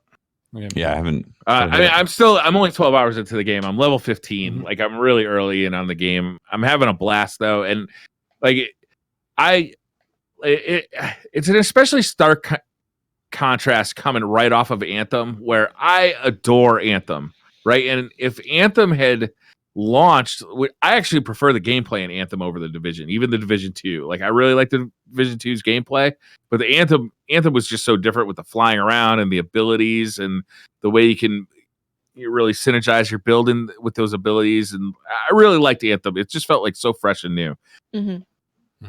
If Anthem had released with like Division 2 level of like content and world, like it would have been unbelievable. It would have been, yeah. Mm-hmm. Like Division 2, like the open world and how interactive it is. Sometimes you'll just find like there's like people just walking down the street, and like you kind of like sidle up next to them, and they're like, "Hey, sweet, the agent is here. He's going to help us like deliver these goods to to one of our outposts. And if you stick with them, like they might get in a fight, and you can defend them, and then you get a bonus to that outpost if you get them there safely. Like there's stuff like that in there convoys. That's really cool. Yeah, you can go take an enemy convoy or help an allied convoy. It's really cool stuff. Yeah. It's like I think of it as like if you enjoyed Division, and especially if you liked Division at the end of it, the 1.8 version, they've taken that was good and delivered a great new version of Division. Like all the good things are there. There's a few things like the way they changed the bullet types. Like if you pick up incendiary bolts, it automatically applies to the gun. I don't really like that, but that's like just kind of. I'd rather be able to save those for like a boss fight. Right? Yeah, exactly. Like that's an inconvenience really as to what they've done with the game, because it's really another level of polish. I'm very pleased with it so far. Should I buy That's it? really good Tefty? to hear. If you liked it before and you're into cover shooters, sure. If you don't like cover shooters, you're going to have a lot of that, and there's also a lot of numbers.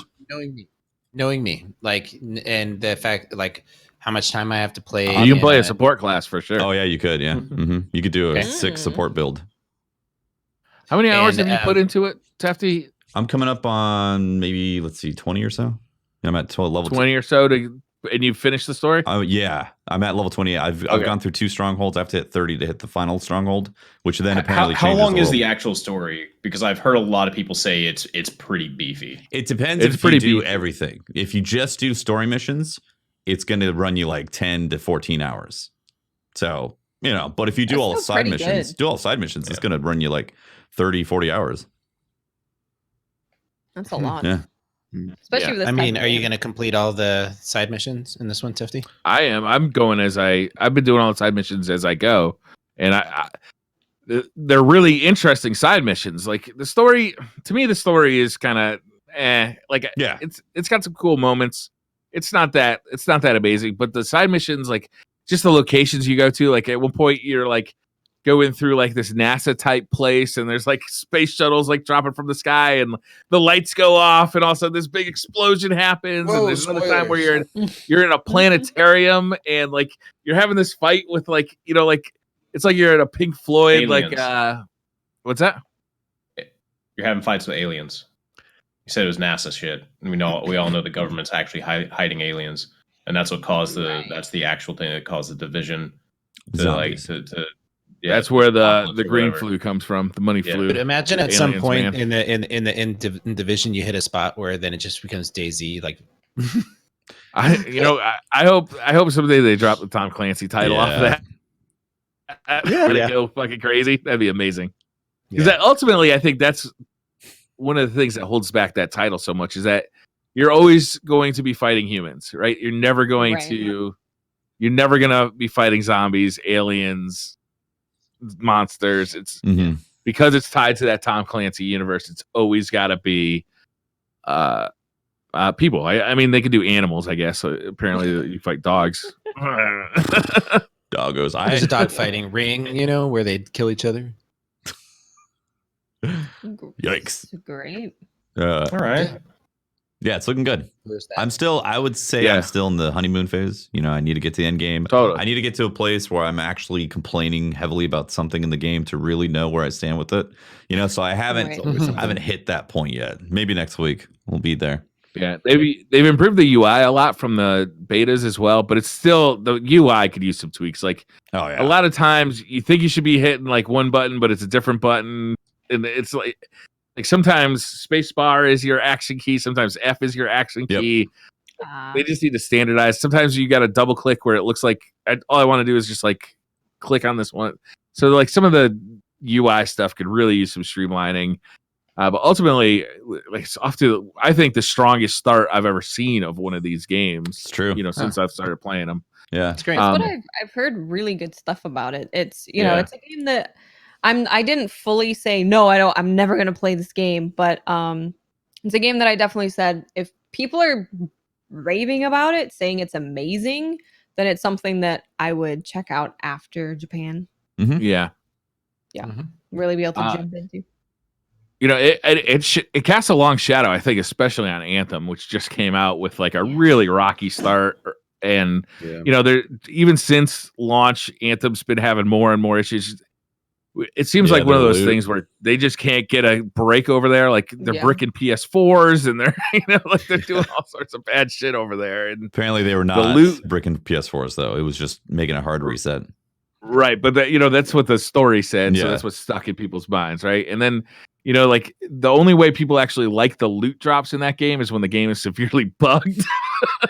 And they immediately break it. And what's crazy is like, you can't spend hundreds of hours just to do one build. You gotta get enough loot to constantly drop for you to actually make these builds, because that's what the game is that they made, and they've significantly limited how much loot you can get in say like a 10-hour period. And like if you can't do that, if you can't make significant progress in 10 hours on your build, then people aren't going to do that. They're not going to spend the time. Yeah, Anthem feels best when I get like 5 masterworks per stronghold, right? Like that's how I like Anthem, because I've got out of those 5, I might keep one of those masterworks because of the randomness of the loot in Anthem. But when only 1 drops per stronghold, it's like you are looking at such a time investment just to get like anything good that it's mind numbing. Yep. And they said they're looking into it, but over the course of a few months, and like course of a few months, come on, make those things drop. You're old news by then. People Everyone's just gonna want be more Yeah, talking loot about it. right. Yeah, we want With loot. how good the division is, like I don't think I'm going to be touching Anthem until May when they've made some serious. Yeah, the first Cataclysm comes out and like they've made some serious changes to that game. Hopefully, Mhm.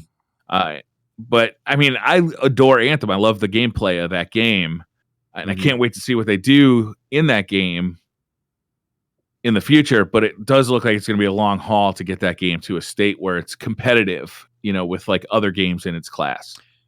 It just feels like it's in a holdover state at the moment. Like it's not quite there yet. We need more things. We need more loot. They need to tweak how those things are going to progress. And so we just have to wait and see. And that's what sucks about it. But it's in a way, it's a good thing because Division is amazing right now. So it's like, cool. Yeah. Can put time into that and make some awesome builds into a game that's. I do wish both of them were awesome. Sure. Yeah. How about this for a segue? Borderlands 3. Yes. Yes. The announcement is coming in Massachusetts. I might just go to PAX East just to see this. Jealous, Briar. It's like an hour away from me. I might just go because they basically all but confirmed that they're going to be showing off Borderlands 3. Gearbox is going to be showing off Borderlands 3 at PAX East. 28th of March. They put out an Yeah. image. It's in the Borderlands style in like a desert area with the Borderlands artwork style and said PAX East or March 28th. And at the top it says Exit 3.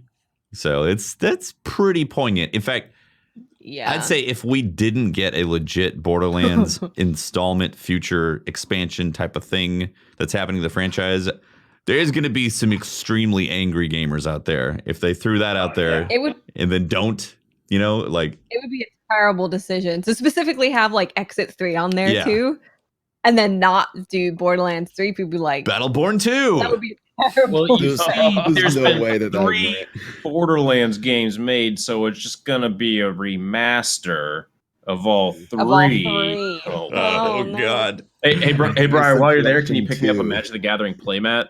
There's like these really cool ones that are only being If I sold see at him, PAX. if I go and I see him, yes, I will. Absolutely. I honestly didn't expect you to even respond to that. I think I already had Brian's someone a picking it nice up. guy. He's going to look out for you, man. Come on. Yeah. After all, we I are would going to not need him touch after a plane that. crash. Come on, man. Yeah. would Yeah, not maybe I touch can- that magic Maybe I pad can and convince get him it. not to eat me if I get him a mat. Maybe. I am insanely excited. No, it's because gonna be the mat that I like put your calf on to eat. I'm insanely excited about a possibility of Borderlands 3 coming out this year. They've said in the past that they don't want it to be a long hype window. They like if they are ready to release this game, they want a relatively short window. So I mean that we might be looking at September. I think that's good. They basically had a long hype window for the last few years, Basically, already, right? So you might as well just get to it. Yeah. Every big thing has been saying like, hey, you want to every before every big gaming thing, it's like, hey, are we gonna see Borderlands 3? Borderlands 3? Borderlands 3? So people want it. Borderlands Yeah, VR, guys. It's coming. It was that in Kingdom Oh Hearts my 3. Now we already God. have one of them. There you go. Now we need Borderlands 3. So that's very exciting. Yeah, I mean, I strongly suspect it's coming out this year, Mhm. and that's amazing. And then Yes. Microsoft Yes. announced Yes. the Master Chief Collection is coming to PC, and it's an expanded Master Chief Collection. It's going to include Halo 1 through 5, and ODST and Reach. It's going to start with Reach. Is it going to have Right. 5? Did they say Yeah, I believe 5 so. was coming too? I actually didn't see that part. All I saw was Reach, and I was like, Reach on PC? Oh my God. Yeah. That was a little confusing for me of how they're providing it, because they said that Reach is coming first, Mhm. and then the other ones are going to come later, available for individual purchase. If you buy the full collection pack, do you get the other ones for free, or do you have to also buy the other games? They worded it a little bit weirdly. Mhm. It's up to 4, not 5. Sorry, my Yeah, bad. I didn't think it was 5, but I mean, at that point, why not put 5 on for PC? Yeah. Right? Yeah, for real. Gotta sell Xboxes somehow. Yeah, they're gonna piecemeal these things out though. It's not gonna be the whole collection just dropping all at the same time, but it's gonna be available on the Microsoft Store and Steam. Yeah, that's big. Yep. So yeah, It's a big deal. and if you have Game Pass, then you're just gonna be able to play it. Mhm. So another reason to buy Game Pass, which I think Game Pass is like a really extraordinary value. Yep. It is. It's great. I don't know. It's great news. I've been wanting Halo on PC ever since I basically played Halo 1 on my Mac back in the day. And I never got to play 2. I've yet to this day I've never played 2 because Halo 2 came out on PC, I'm pretty sure. It did, but I was in college at the time and I was broke as fuck, so I couldn't afford it. Also, I was knee deep in World of Warcraft, so I was not going to play another game. Yeah, they remastered it, so this one's going to look even better. Yeah. Yep. I wonder if they updated have all the cinematics benefits to 60 FPS. I wonder. It'll also have all the benefits. I mean, when Master Chief Collection first launched on Xbox One, it was in pretty rough shape. Yep. But they've been consistently working on it and improving it over the years to the point where most people agree it's a pretty good package now. Mm-hmm. I think it's pretty cool. It's a nice get. And then Halo Infinite is coming. Probably we're thinking 2020. I think most people kind of suspect. Do you think, along with the release of the next Xbox? And I think this is a good pointer that may be coming to PC as well. Again, why not? Right? Yeah. They're not like trying to just pitch Xboxes. They want the Microsoft brand to be, whether you play on Windows or an Xbox, play those games. Microsoft making this play, it looks like, to become platform agnostic, right? Yeah. It's like putting Xbox Live on the Switch and like kind of putting people into their ecosystem no matter what hardware you have. I think it's a pretty bold play. It's funny that the best thing to do, like in the world of exclusives and like Sony trying to be like, no, we have all this shit and like separating everything. It's like the best thing to make yourself stand out is just be on everything. Yep. Like look at how Fortnite got so big. It's like you can play it on everything, man. Mobile, play on Switch, everything, PC. Yeah, fucking your phone. Get and on it's it. free. Mm-hmm. Yeah. Also, the player base exploded when they went to mobile. Yeah. For Oh, sure. It did. It already exploded, but then it went more of an explosion. It allows all those kids, who are playing all those mobile games to get into Fortnite. And adults who are just traveling to work on the metro or something, Exactly. waiting up for the bus, play a quick game. Why not? Yeah. Waiting in the library between classes. Yeah, it's good. I'm excited, man. Those announcements. What an exciting year. Holy I'm looking forward to what Microsoft has to say at E3 this year, because E3 is looking like really weird this year, where EA has pulled out of it, Sony's pulled out of it, Microsoft is still in it. I'm looking forward, like, imagine if Microsoft starts talking about their next console at E3 this year. Like, what kind of pressure does that put on Sony? What kind of, like, does that allow publishers to start talking about their next gen games? They could pull. Remember how early they started talking about the Xbox One X when they were still calling it the Scorpio? Mm-hmm. They started talking about that long before it released, and I'm wondering if Microsoft might start talking about their next console this year, even though we don't expect to see it till 2020. When do you think we're going to see Reach on PC? They said later in the year. Summer. You think summer? Like a June? Yeah, I think be like, summer. boom, start playing this. I'm excited. I'm excited to play Halo on PC, man. Mm-hmm. Like, that'd be a hot drop, actually. An EA, like a E3 press conference drop. Like, oh, and by the way, you can play Halo Reach on PC now. Right now. Jesus. That would be insane. Get it. Jesus. Everyone at E3 who would be real mad. Holtz, what were you saying? You remember when? I don't know. Okay. Yeah. It's like when Twitch announced the Twitch Prime subs. While Hey, that was great. I was at home streaming. TwitchCon. Well, Destiny announced their beta. Can't stream. Or was it their alpha? It was their alpha. It was the early access alpha. Yeah. I mean, that was my first exposure to Destiny. I was watching their E3 press conference on the Sony. That was on the Sony stage, I believe. And they're like, "Oh, and by the way, you can play this right now." I'm like, "Oh, cool! I'll check this out." Yeah. Yeah. All right. Yeah. That was pretty awesome. It's looking like you guys want to do some Twitter questions? Yeah, let's do it. I think we're ready. It's looking like a good year, guys, for games. So good. Man. Like one of the best, maybe. Yep. And then only more in the future. Like it just keeps looking better and better. Protheon says many quality of life issues were improved in Forsaken. What quality of life issues do you expect to be solved in whatever is coming this September? For example, I'd expect a revamped shader system. Oh, that'd be nice. That'd be nice. The current problem with the shader system is just like it feels it's definitely an in between of what it feels like they actually want, and players like I want to be able to just not have to have this inventory of shaders. Just have it on each weapon. Don't make me have this massive inventory, then have to clean that up. Also, could we make if we're going to keep that system, the current one, could we make shaders drop in increments of 5, please? Just so I'm not like having a bunch of 3s and then I have to go back in there and manually delete them anyway. Like, you get a cool new shader, you get 3 of it, and then you have to go buy more of it because you're only getting 3. Yeah, because you only get 3, and then Why even have to go into the system to print out more? Why not just have it right there to print out more, like where you're actually applying it? Yeah. Right. Yeah. No, that I feel like that would be a better system. Maybe like there's just not enough space. I don't fucking know, but something that's always driven me nuts is comp. Delete it and bring Charles back. I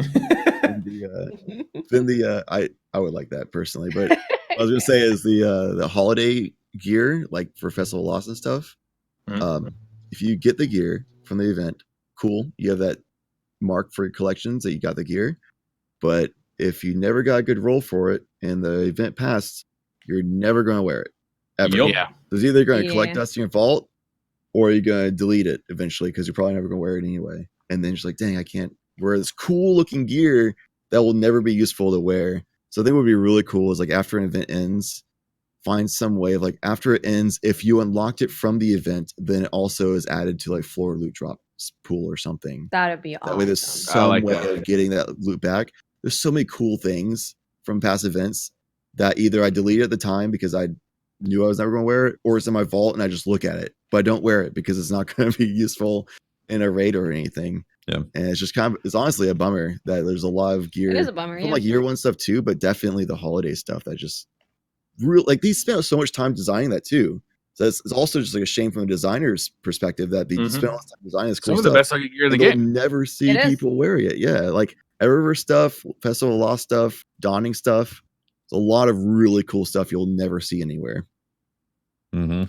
I'd like the collection system to get revamped so that I can pull stuff out of the collection system from any time period, not just year one. So, like if I don't want my vault to be filled with year 2 weapons, like I can just pull, like even though they're randomly rolled, I can pull like a stock version out of the collection system. Yeah.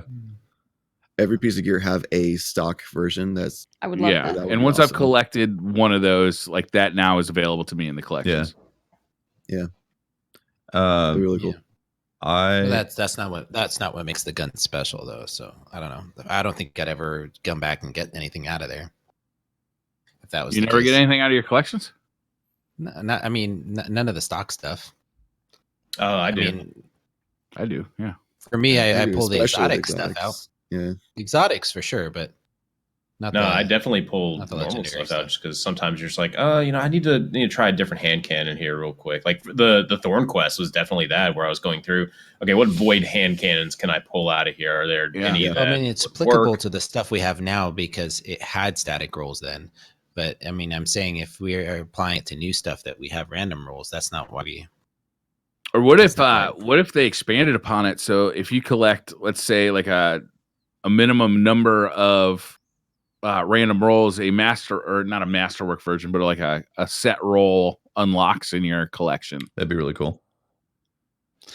Yeah, I think it's a great idea for us to be able to re-roll shit and make it, make us get materials and you can make it as crazy, ridiculously expensive as what they use now for enhancement cores, which I seem to always be like completely broke and not able to actually rank up stuff.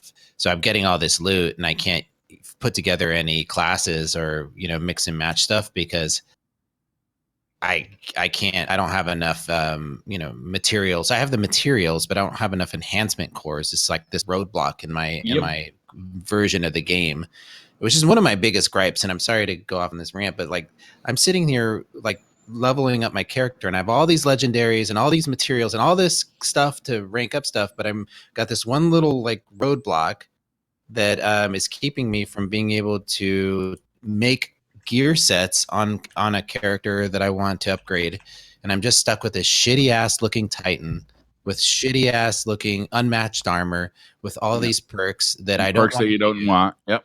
because Looks like you should have gone Vanguard, Mr. Poper. No, Pope, it's a there's definite problem. there needs to be a buff to the enhancement core drops, because I'm like, What if they just weren't on infusing gear? What Jesus. if they just weren't on infusing gear? We go back to Masterwork course. What if the problem was that they were on gear, and like the players have been saying for the entirety since that thing has been introduced, oh, this sucks. Why do we have to do this? And it very much feels like a change that was put in because a bunch of people at the higher, the 1% players that put in fuck tons of time. Oh, well, they have too many Masterwork cores, so let's nerf everything because of those players. Well, no. Look, those players are gonna be able to do whatever the fuck they want to anyway. You're just fucking over everyone else in the game. Yep. Agreed. I like the game and how I'm playing it right now, but I'm really what I really would like to do is be able to go to the next level in the end game, which is and build my classes up, my character pieces up. And there's two things that would be really phenomenal for me as a player. Would love to take old armor and through some expensive process, initiate it into a reroll system where I could then take an old piece of armor and bring it up if I wanted to, but get a random roll on it. It would reset stuff. One, because I like to mix and match my characters and make them look cool. But now I can't do any of that. So there's this whole part of the game where I'm sitting there in the tower for ever, trying to make my character look cool and that I can't even participate in because I'm forever broke on enhancement cores. Yeah, I agree. So take it off infusion, add it to cost for random rolls out of collections. Still high value thing that's hard to get, but it's just going to be used somewhere else that doesn't limit people from in game. Yeah, that's it. And so take that. So the enhancement core could be something of value that would be for old stuff, bringing it forward, and then all the new stuff I want to be able to play now and be able to. Mix and match. I agree. It definitely needs something like that to be able to chase some sort of build type of thing. That'd be a great way to solve that. The enhancement cores can still be rare, but because they're used for rerolls, that fixes that. That'd be awesome.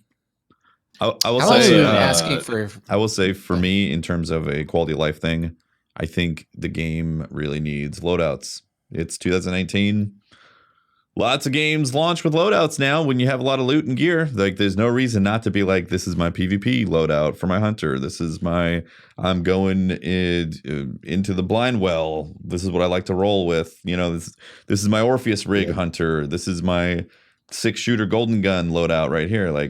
Or this is my solar week loadout.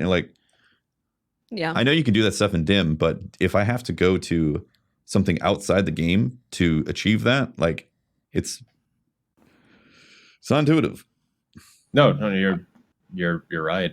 So I don't even play the game anymore without Dim open.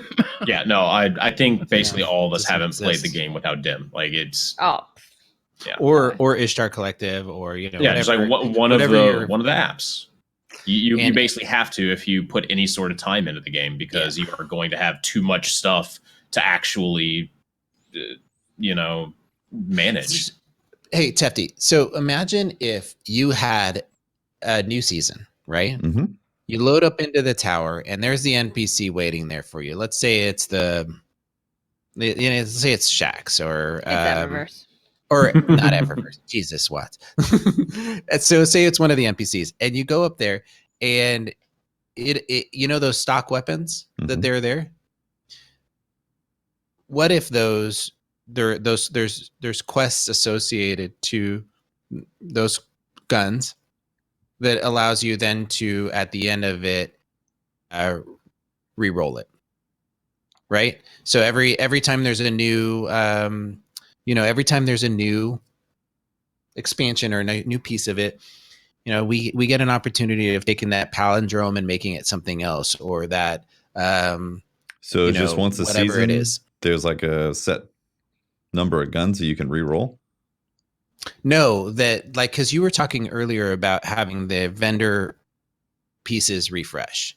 Yeah, but it's Right? not just specifically like, hey, Better Devils can roll something different now. Like, I like, Ultimate Devils, or now better than before Devils. Like, I want evolutions of that stuff. That it doesn't have to be full on brand new looking weapons. They can reskin them subtly, but like Right. when there is new changes to the actual stats of the weapon, and it is a new weapon, and there's potentially other roles that can be on there, I find that personally interesting. I think a lot of people find that interesting when you go back to the vendor refresh type of concept. That's true. Like, that makes it interesting because I'm like, oh, well, there's a new hand cannon out there. Like the spare rations, a new 150. I'm interested in something like that. So they brought back the service revolver as well, which can roll like max range and like outlaw kill clip, and it can basically be a budget Lunas are not forgotten. Yeah.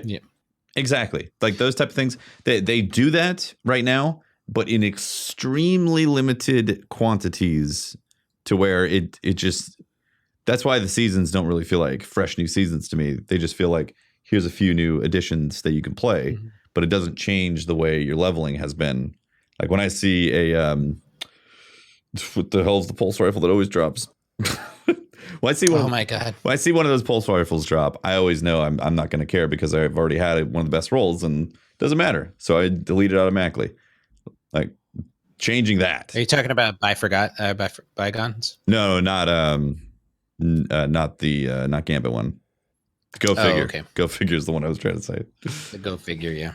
Yeah, that's what I'm talking about. Like those type of changes to those drops are interesting to me. Being able to re-roll what we currently have would be nice. I would definitely like that. But in terms of seasonal content, I want a refresh of weapons and armor, even if it's just subtle changes to subtly change their perks or their base stats. I like that. Another thing I'd love to see in the game is something like Division's doing, where it's loot sharing. If you're in the same group with the people completing content, then within like an hour or 2 hour window, if they're in that group with you, then you can share that loot drop with them, like give it to them instead. Oh, I didn't know that. I hadn't heard anybody talk about that. That's something that's really cool. So many times I've done like Last Wish and got 1,000 voices, and the friend of mine has done it like more than 100 times every week, 3 times a week. All his characters never got it, but it's like my 7th. Like I would love to give it to him because I don't know. I he's feel burning about that. so much time doing this. I don't know how I feel about that, Chad. I know I can see why But a you lot of have people to wouldn't like it. I personally would like it. You have to have finished the content, though, right, Tefty? Yeah, they still have to complete the content just like Right. you did. It just counters. So like if how, Tefty, like if you this thing- Venmo me $20, I'll send you this 1K voices over. See, I feel like I'd be okay with legendaries being that way, Chad, but exotics, I feel like Bungie has to solve that issue. There needs to be something in the back end that says this person completed, this is the 30th Last Wish. It's a guaranteed drop. Like they put in the time, they for Nightfall sure get that. Or escalation protocol system where it's progressively higher chance each time because you complete it. because the scenario you described, I agree. The scenario you described, you could have somebody join in off a stream who's never played Last Wish. They didn't get the drop, and then you could be like, "Here, let me give it to you because I just got it." And then, you know what I mean? Sub to me and I'll send it over. Well, I mean, I guess that people can't use that system for profit, which could be a problem. I'm just thinking of all the ways people would use it. You could also have the drop chance, but I think it would probably be a better system with the progressive higher chance, like escalation protocols. Yeah. So as long as they put that time in, they will eventually get it. Just some people will get it earlier because they were lucky, so they can be excited about getting lucky. So it's still that excitement, luck factor, but eventually, if you put your time in and grind, you can be successful too, which is a good message to send to people too. For sure. Well, that makes a lot of sense, though. Somebody in chat said that like Final Fantasy 14 gave you a token for certain bosses. WoW does it as well. Well, and I'm sure other games do it, but this is a really good example they gave in chat. WoW does it. Oh, I'm sorry. WoW did it first. WoW did everything first. WoW did it first, I guess. So, Hey, Brash says, do you think there should be I did have one more comment. I did have like one more, like, for those that are still leveling up, basically all of us, I feel just let me know if I'm anywhere close here. The masterwork cores like being used for infusion just make the leveling process get even more fatigued.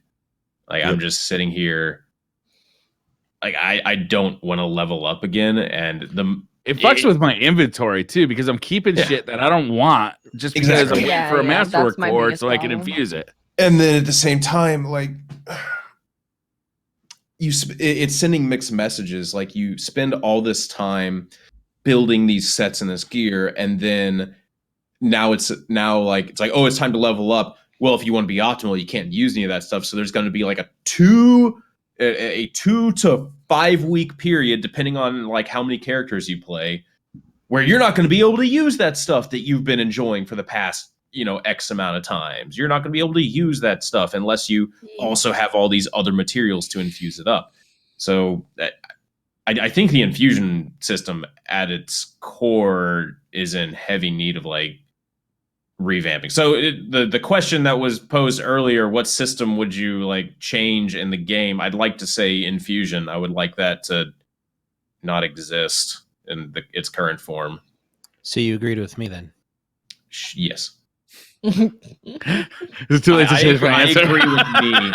I agree with me that agrees with you.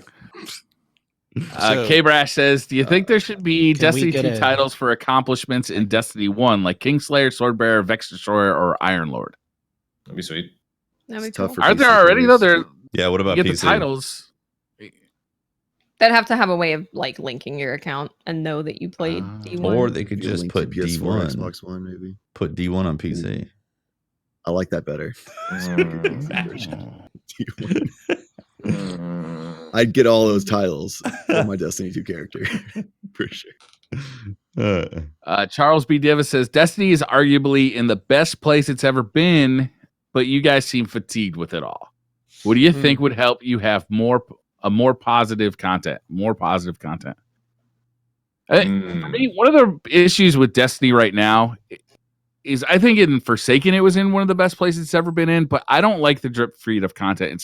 It doesn't suit the way I personally play games. I like to deep dive into a game, and right now what Destiny does is it gives you 6 to 8 hours worth of content a week, and then expects you to engage with old content for the rest of that time to earn, level up, like to power up and to get enhancement cores. And to me, it's fatiguing. I like to deep dive into a game and just be able to just play new stuff and feel like I'm making progress and like really like get into it. And Destiny, the season pass just does not suit me at all. Destiny keeps changing like its target market in really weird ways. Like ever since it came out, like, it makes really huge fundamental changes to like who it targets as a target audience. And right now it's not targeting me. Sometimes it's all about PvP. Sometimes it's all about PvE. Sometimes it's all about, Season of the Drifter. It's all about Gambit. It changes so drastically in such big ways. And right now it's the strip feed system does not suit the way I like to play. Yeah. I think it's really awesome that you use the terminology deep dive into the content, because I actually just recently wrote an article with it all being an analogy comparing to like a community pool, whereas some people like to do they show up to the pool and they want to go straight to the diving board and just go right into the deep end. Some people want to just kind of wade in through the shallow end and get to like the middle area because it's like a progressive deeper, and they kind of hang out, swim a little bit, they kind of hang out and talk. And other people just like to get their feet wet or like play with the kids in the shallow end, or they like to just kind of bathe near the pool or something. So it's like all those different things, and I explain it all with like analogies and give other like water-based activities for other looter shooter games and other activities like golf related to like VRs or something. Yeah, so I go into a lot of it, which I won't do here, obviously, but I think it's really awesome that you said that, because that's definitely how I feel too. Is I love going to that diving board, jumping straight in. While I'm at the diving board, waiting for like talk to all my friends who like to do the same thing, talk about how we're going to dive in, like what approach are we going to have into it, and like talk about all the different things we're going to do once we dive in, things like that, which is really exciting. Whereas like right now, they're kind of just like, all right, welcome to the pool, everybody. The deep end's closed right now. We're just going to have only the shallow end available, and then we'll progressively open up towards the deep end as time goes on. Free swim opens on Tuesday and Friday at 1 p.m. Then, Eastern. like a lot of players like, oh well, that's not really what I want to do with the pool. So I guess I'll go and do those other things like the wave pool or jacuzzi or something. Just go do that. Or I'll just do a different activity like go golfing and something like play VR or something like that. So they're like not really into it. While other people are like, well, I really like going to the pool. So I guess I'll just wait here, but I'm not really happy about it. So even though it's like awesome and respectful, these other people enjoy the style, which I think they should be allowed to continue to do so. Sure. Also, there's a lot of other players that are kind of alienated because that's not the way they want to approach content. Yeah. Yeah, I tend to agree with you on that. Like, I mean, on one end, would you like the drought that we had in the Taken King, where there really wasn't much for like a whole year, versus having like this drip feed system? I think at the end of the day, what we really want is more Taken King style releases, but those are extremely expensive and take a long time to develop. And I think for me, I've just come to the terms that I have to be okay with the fact that I have to wait longer for the content that I'm really excited about. Like, I like that they're adding this stuff, and I like that they're progressively adding these different missions and stories. And Gambit Prime is a cool experiment that some people love and some people hate, and a lot of mixed in between. I like that they're doing all that, but I think for me, the most excitement I have about Destiny is when there's these really big drops, and like you said, you can deep dive into them because there's tons to explore.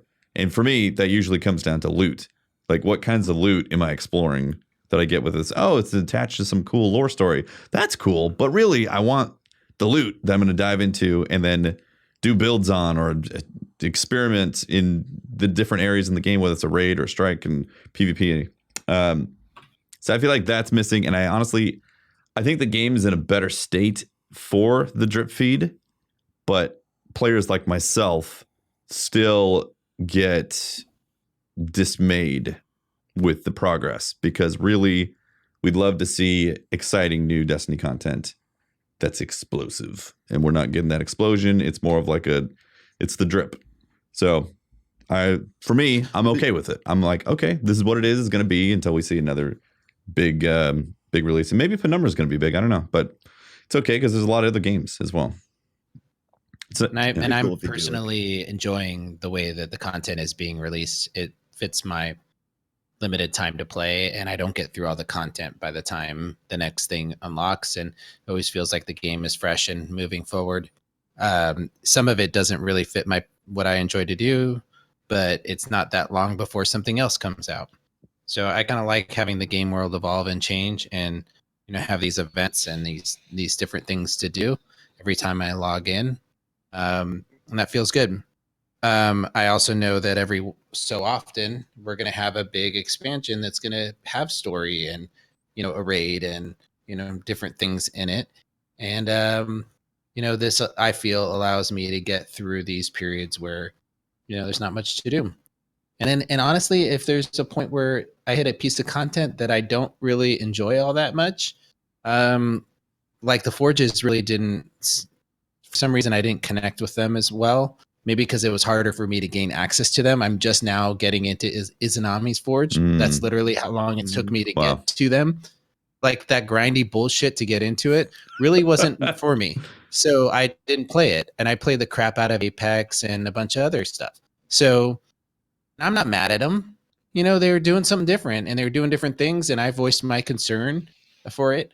But, I'm really liking the way Gambit is being rolled out, and I like playing it. And so I play more Gambit now than Apex. So I guess really I feel like my gaming is more fluid now. I'm not just stuck on solely playing Destiny, and I'm really like enjoying hitting up other games, which is, I feel like, a positive for me and what I do. I can't enjoy like a game like Division right now because even though it sounds really fun and I should be, it's time consuming. I could not have that kind of time. Yeah. But that's why I was asking you, Tefty, earlier. Is this something that I could do? And it doesn't really sound like it, guys, because it sounds like you guys are really like diving into it. Well, I've played a lot over the past 3 days, but after the end of next week, I'll have a better idea to be able to tell you. Because there's no pressure to have to try to get to the end of the Division content. There's a raid coming. There is a raid coming, but even then, it's like the game isn't really like, oh, I'm trying to get geared up for the raid. It's I'm getting geared up because I'm just enjoying playing the game and seeing what's available. A lot of it's social pressure. where like you want to be on the level and progression that your friends are at, and sometimes you just don't have the time. So I definitely understand what Pope's saying. You don't want to be somebody who feels like you're behind, because that is a little bit discouraging. Like I've had times where I couldn't keep up with content, and a lot of my friends are also deep divers and they could, so they were way ahead of me. I felt so disconnected because of that it kind of was hard for me to get into it. And then it's harder to catch up too, because you're trying to solo all that content that they blew through. Yeah, they have nobody to play with together. Exactly. Yeah, for sure. Like this Thorn quest, I couldn't play this week, and everybody else that I know of already did it. So I didn't have anybody to do like nightfall grinding with and stuff like that. So I'm just grinding the PvP part with matchmaking. So I definitely understand that, and I think it's one of those things where you can't really win as Bungie, because you want to provide the big explosive deep dive content for the players who want to do that, but you also want to support players who don't have as much free time to play all that content instantly, and they would be able to then keep up with all their friends who are playing as well. So I think having like once a year, like Forsaken style big drop is huge, and then throughout the rest of the year, the slow drip is actually like kind of fine if you look at the grand scheme. Even though it's not like personally what I would love, I think it's actually a good system if they keep up with that yearly. So people like me can deep dive and go for it, and then the rest of the year we can kind of like coast and do all the other content progressively with the people who have less time. And then if I want to keep grinding games, then I can go and do other stuff like Division or something as well, so I can still experience the deep diving feel, even though it's not in Destiny. But then other people who love Destiny can also feel content that they enjoy as well. Yeah, I agree with that. I like Destiny. Yeah. Kung Fu Reggie says, with a Thorn quest, is it good to have you can either do these PvE activities or do this in PvP, or would you like it to be specifically just PvP or PvE? I really liked that the first 3 steps of the quest basically were like, hey, you can progress this in PvE. And so we started we was like, oh, PvE will probably be the fastest. No, like if you're a decent PvP player, PvP would definitely be the fastest. And I need to commend them on one thing. They got the quest right, because you didn't have to actually like go to a different vendor for each step. After completing each step, it was like, oh, you completed this, cool. You can start doing this in the very same game that you're playing. Like you can just keep progressing. That felt awesome. I love the way they did it. Yeah. Gave people choices. You know, if you're not a PvP guy, there is a PvP step that you have to do, but you can at least get through most of it not ever having to touch PvP. So I think if you're someone who doesn't really like PvP, that's really good, because you're like, okay, I'm on the point, gotta do some PvP now, but you don't have that feeling throughout the entire thing, which I'm sure helps with people feeling frustrated at least a little bit. I think it was good. I thought the Thorn quest was really well done. Yeah. I think the one critique I have about the Thorn quest is just like the void, get kills with void or get kills with hand cannons. And then there's like void hand cannons give the most progress.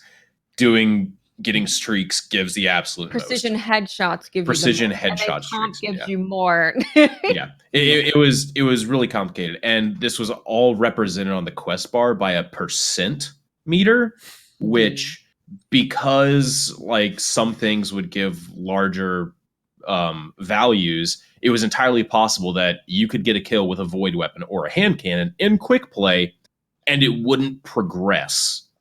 It wouldn't progress the bar, but you could be doing the correct thing. So I'm really hoping that in the future, if they do something that has like those doing like, you know, you can get 1, 2, 5, 10 points or whatever for each kill, depending on how you get it.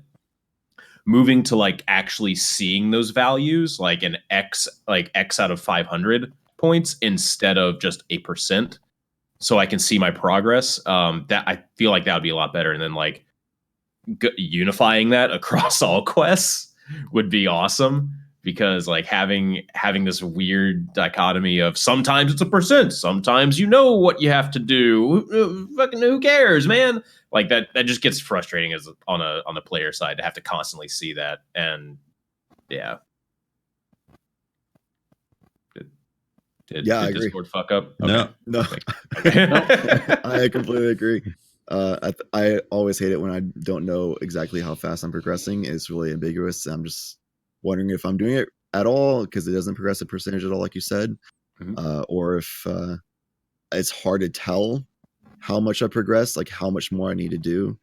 I hate that. I like to know like how much I need to do, so I have just the task ahead of me and I can go get it done. otherwise, other than just like you're making progress, you'll get there eventually. Then I don't really know how long it's going to take me. Ryan Gherkin says, when do you guys believe Destiny 3 is coming out? When it's done. I don't think anytime soon. 2021. Maybe 2021. Yeah. Yeah. 2021, 2022, somewhere around there. Probably. Yeah, I think they've not really given any indication that's going to be 2020 so far. If anything, they've more so implied that there's going to be just more Destiny 2 content through the 2020. Yeah, it's definitely pretty far in the dark. And then my gut feeling is more of like a 2021. But guys, what if after Penumbra, they decided that they're dropping Destiny 3 Whoa! this September? What do you think? Oh boy. Oh, you're right. There's somebody on Reddit who has might have connections, maybe not, who said some things that I may or may not believe that it's coming this September. What do you think? This one guy said on the internet. I think Destiny 3 is coming exclusively to Samsung smart refrigerators. Oh, nice. I'll buy one. Would you guys I want to like see it my come ice. to the next gen consoles and the current gen consoles? Or would you want to see it exclusive to the next gen?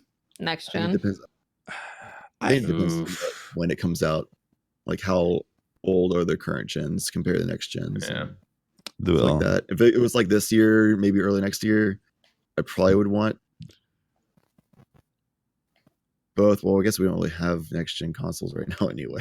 But Hey, see, the thing is, this gen is technically it comes out this year, but it's a PS5 game. you're going to have to hold on that one, buddy. I think it would be an issue if they stuck with the peer-to-peer framework. Yeah. If they keep it with this gen, because the CPU is just such a huge limiting factor right now for what they can do, because everything has to be calculated locally instead of being able to do things on the server. So if they move their technology server side, then they can offload quite a bit of that to have some interesting things happen that isn't going to require such a beefy CPU to calculate all that. If they stick with peer-to-peer, though, in Destiny 3...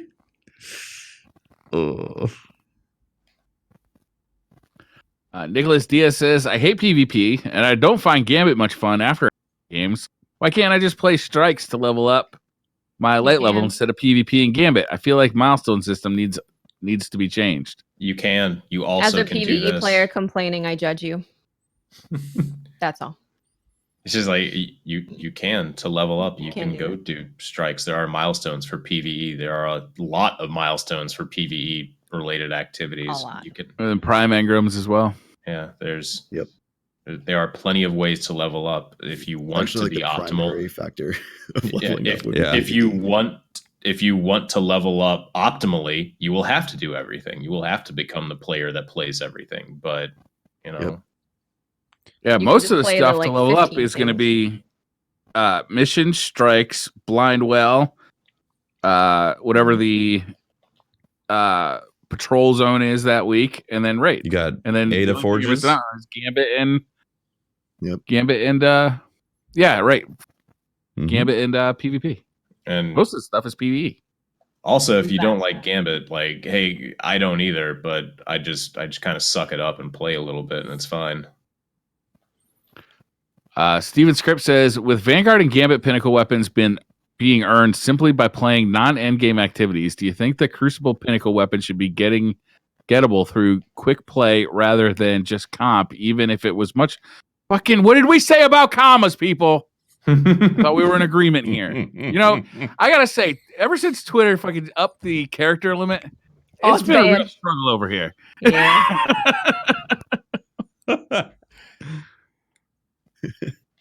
I don't even know where I left off of that one.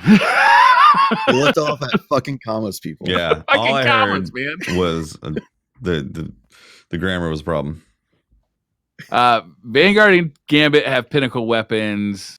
Crucible pinnacle weapons should be gettable through quick play If they took rather out- than just comp, even if it was much longer quests like a Red Ricks. If they took out the weapon and put it in quick play, it would be a ghost town in comp. Comp would effectively At that be point, dead. if you're making Maybe that that's decision, telling. you're deleting comp. You're Yeah. deleting comp, and you're just saying, you know what, mistake. Maybe that's what they need to do. Just like you said, Watts, just delete comp, Yeah, maybe. put the weapon in there. You can have a number that, you know, it with, what is it, glory? Where that you get from quick play, you know, whatever number that is, they associate it with that, and then they can actually bench and retool the comp system into something that people are interested in playing.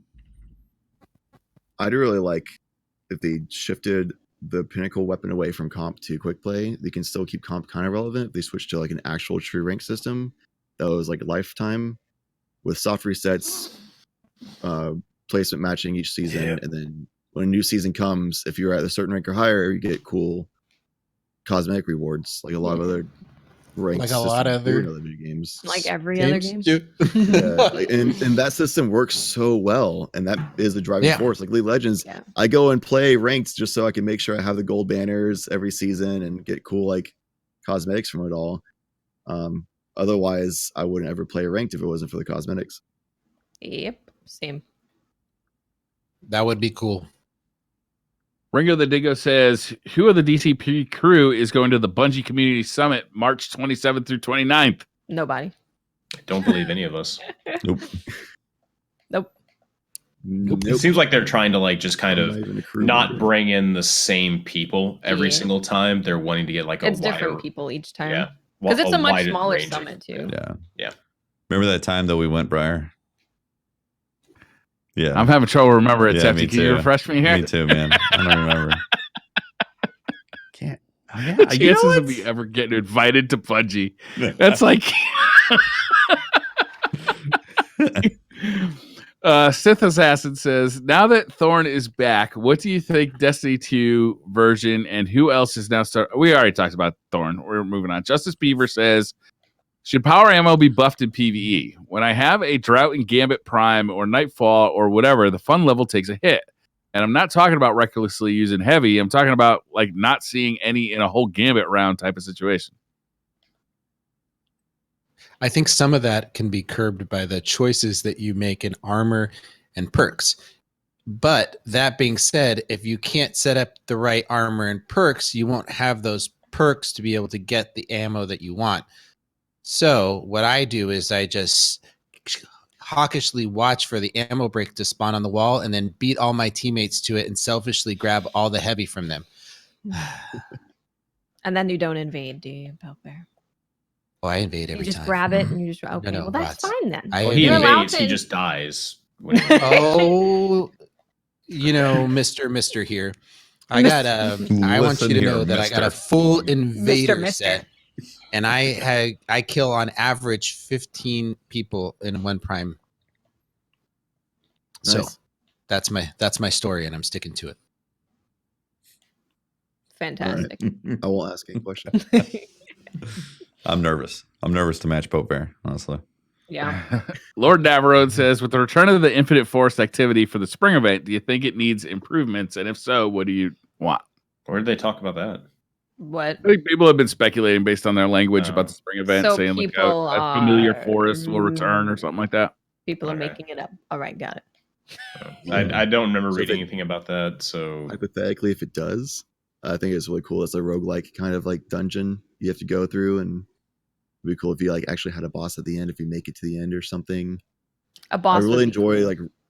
I really enjoy roguelike experiences. Like there's games like Enter the Gungeon and Rogue Legacy and Risk of Rain.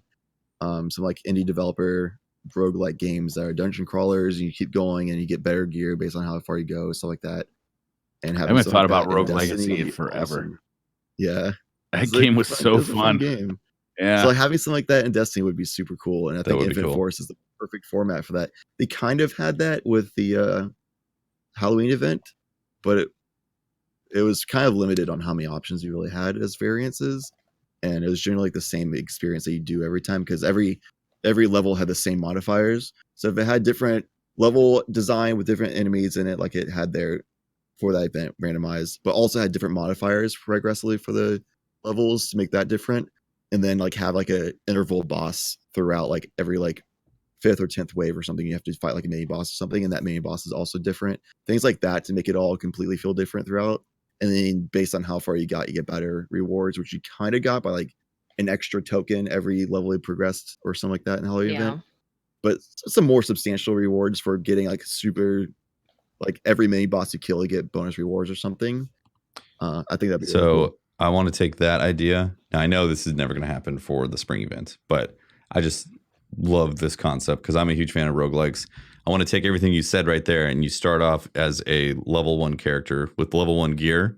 And like, let's say you get super lucky at the end of it and you happen to pop 1,000 voices out of the chest. You're like, oh my God, I have 1,000 voices now in level 1. This is insane. Like, see how far you go on that stuff. Like Destiny Sandbox as a roguelike setup with random dungeon generation and bosses would be insane. I would play that so hard. Oh my God. It could work People like talk about that horde survival mode. I played mode. That survival mode in the Division 1, Mm-hmm. where you'd run through and get like, you'd basically start off with a naked agent, right? And by the end, you'd be fully geared up, but you'd just get rewards for your main agent, right? You get a couple of drops for completing. Yeah, at the end, you get packages that you earn for your main character. That'd be cool. Yeah. So it'd be like an instance, like roguelike run. That'd be cool. Yeah, like the Destiny Sandbox would be perfect for that. Like, just insane. Imagine, like, again, with the exotic sample, you find an ace of spades. You're like, oh my God, I get ace of spades this run. This is so set up. Yeah. And then you happen to get, a good rocket or something. And you get all that use So again sick. out of whites, greens, blues, like all that stuff that nobody touches after your first couple hours of Destiny. Yeah, that's Talk compelling. about wasted, like designs almost wasted, I guess, with like the Halloween events and other holiday events. There's some blues and stuff that look so cool, and I never wear them, and I never see them beyond my level of process. I'm thinking like, I would love to wear this instead of a bunch of the legendaries I wear because these look so cool. But there's no viability of doing that ever. Yeah, but that would be viable. That would be really cool. Kara Star says, given the reception of the Division 2, do you think Anthem can pull back from all the negativity as well as the lingering issues with the game overall? I think Anthem is basically in the same place that Destiny was in at the start. Destiny 2 or Destiny 1? Quite a bit Yes. Yes. In that they are having to work from like they set up expectations to be high and they were not met. And then there's just a lot of shit that's happening that seems to be not giving them a break. It reminds me, remember when Destiny 2 came out and it was just like bad news story after bad news story. It's very much that. It's brutal. It's just very much that. So it's like, we've seen that Destiny can do it. And BioWare, they have made good games in the past. Like, it is entirely possible for them to make the game better. The unfortunate thing that we're still experiencing with Destiny, which I don't think any game can ever recover from once you've had a bad launch, is just that stigma of, oh, that game's bad. I will still see people commenting on Reddit about how Destiny supers recharge too slow. They slow down the game so much. Once a person has written off a game, it's usually written off. It's very hard in the world, in our current landscape of video games, where we have so much shit coming out. Like, they're just going to move on to the next thing. Right. So you have that's why you have to reiterate so quickly. Can they turn the ship around? Is it possible? I mean, I think they can. It's possible. Yes. Look at No Man's Sky. Yes. No Man's Sky was, in terms of public visibility, in the deepest toilet somewhere in India. All right. Like, it was really bad. So it's possible. It's just, are they going to be able to do it? Like, it's going to take a lot of effort. It may be that they have like a similar arc as Division, right? The first Division game, where they slowly improve it, and somewhere a year from now or a year and a half from now, everybody's like, hey, Anthem 1.8 is actually pretty good. You guys should come check it out. And everybody's like, oh, that sounds pretty good, but I'm going to wait for Anthem 2. The Anthem launch is probably the roughest that I can think of for a launch of like a shooter RPG. Even though like Destiny 2 year one was like pretty dry, at least the initial playthrough was super fun. Division 1's initial playthrough was super fun too. Their problems were like in-game design choices that messed up a lot of replayability value. Whereas Anthem was, they have that as well for in-game issues, while also intense load times, intense CPU load, intense graphical load as well, and thank God that crazy game low released in the winter. qualities. Yeah, there's so many issues on the initial playthrough as well that makes it even worse. And I think I agree. Like I think it is possible to turn down any game really, Yeah. but it's probably gonna take a long time and a lot of work for them to get there. Yeah, I agree. I mean, Ubisoft are the masters of this. They keep doing it over and over again with games. Like it's basically incredible. their playbook. It's like it's almost expected. It's like the game's going to launch. And it's like fuck, some shit the bed, and then they clean up the sheets. They get a new mattress in. Eventually, the only thing that's left is like the bed frame. And hey, we got a fucking sleepable surface here. Let's go. I just actually got an email from Ubisoft. Like I don't remember why I got this. It might have been for pre-ordering Division 2, but they said, "Hey, you get a free game with this, and there's a choice of 3 games." And I'm like, "Yeah, all 3 of these games are like one of those games that launched rough and got better and better over time, and now people are like, hey, this is pretty good." So I chose Wildlands, which is a game I never checked out at launch, but I keep hearing it's pretty fun. Wildlands was fun. Aloha says, is DCP aware that Teft's Twitch channel is actually the place where Florida Gator and myself are and myself rally up all the warlocks in the Destiny community? Yes, Tefty's channel is where warlocks come to have a good time. Oh, I've heard. I don't understand any. What was the question? What was that English? Fire. You're not fooling anybody, Tefty. You're feigning ignorance. I'm not trying to fool anybody. I think chat is trying to fool themselves. All right. Moved on from Twitter question segment to the Twitter statement section. You've got like a little warlock coven happening over in that Twitch channel. And it's out in the open now. I don't know why warlocks are trying to be so nice to me. That's what's weird. All right. We all saw you play Storm in Anthem. We know what you're no warlocks in Anthem. 0. I've seen you play a lot of Warlock in Destiny. That is research. It's strictly research, okay? You have to understand, like Chad says, you have to understand a lot of different aspects of the game, but your heart comes home to the hunter. You see? Yep. Yes. Exactly. X-Knight says, who would want to 1v1, Shin Malphur or the Drake? Shin Malphur. I think Shin. I think that's pretty factual. I mean, he took out Yor, right? And then all these other followers of his. I mean, Drifter is basically just a follower. Makes sense. Drifter's pretty badass, I think. Yeah, don't talk shit about my guy. But I still think Shin. Nah, Drifter. Drifter and I are going to take care of this thing. I haven't heard of anything Drifter's done combat-wise. He went on that expedition. I'm not a lore guy, but he went on that expedition to that icy planet, and everybody died but him. Yeah, because he Is killed that everyone. he ran away and hid? Yeah, No, did he killed really everyone. fight though, or did he just kind of? I don't know. That's a little. I think Saving he just Private runs Ryan, away. who like hid on the stairs with the ammo and just like so scared. The other guy just felt pity and just. Hold let on, him I'm DMing Myling Games right now. Look, you can say like that's not a badass strat, but what wins the most in VR games? That's right, Hiding in the bathroom, bathtub. hiding in the bathroom, Oh my sitting God. in the bathtub, waiting for all this to blow over. Bathtub chilling. Launch into another lobby. DD Gaming says, if the Destiny lore were to get an anime adaptation, what would you guys like to see, and what studio would best suit it? Ooh, I think that just like the story of Last Word, basically, Bife's video, just that entire story of Shin Malphur, how Last Word came into being and everything. Like, I think that that's a really good story arc that a lot of people can kind of connect and identify with. Well, it's easier for people to understand than a lot of the more convoluted shit that's in the game. It has time control. Yeah, God, like having Trigger do that would be amazing, but having Trigger do that would be great because eventually it would end up in space, and all Trigger animes just end up in space eventually at the end of it. So that would be about par for the course. I think Bones would be another really solid studio. They did Full Metal Alchemist, Bones would be good. Sword of the Stranger. Those two studios would be awesome, I think.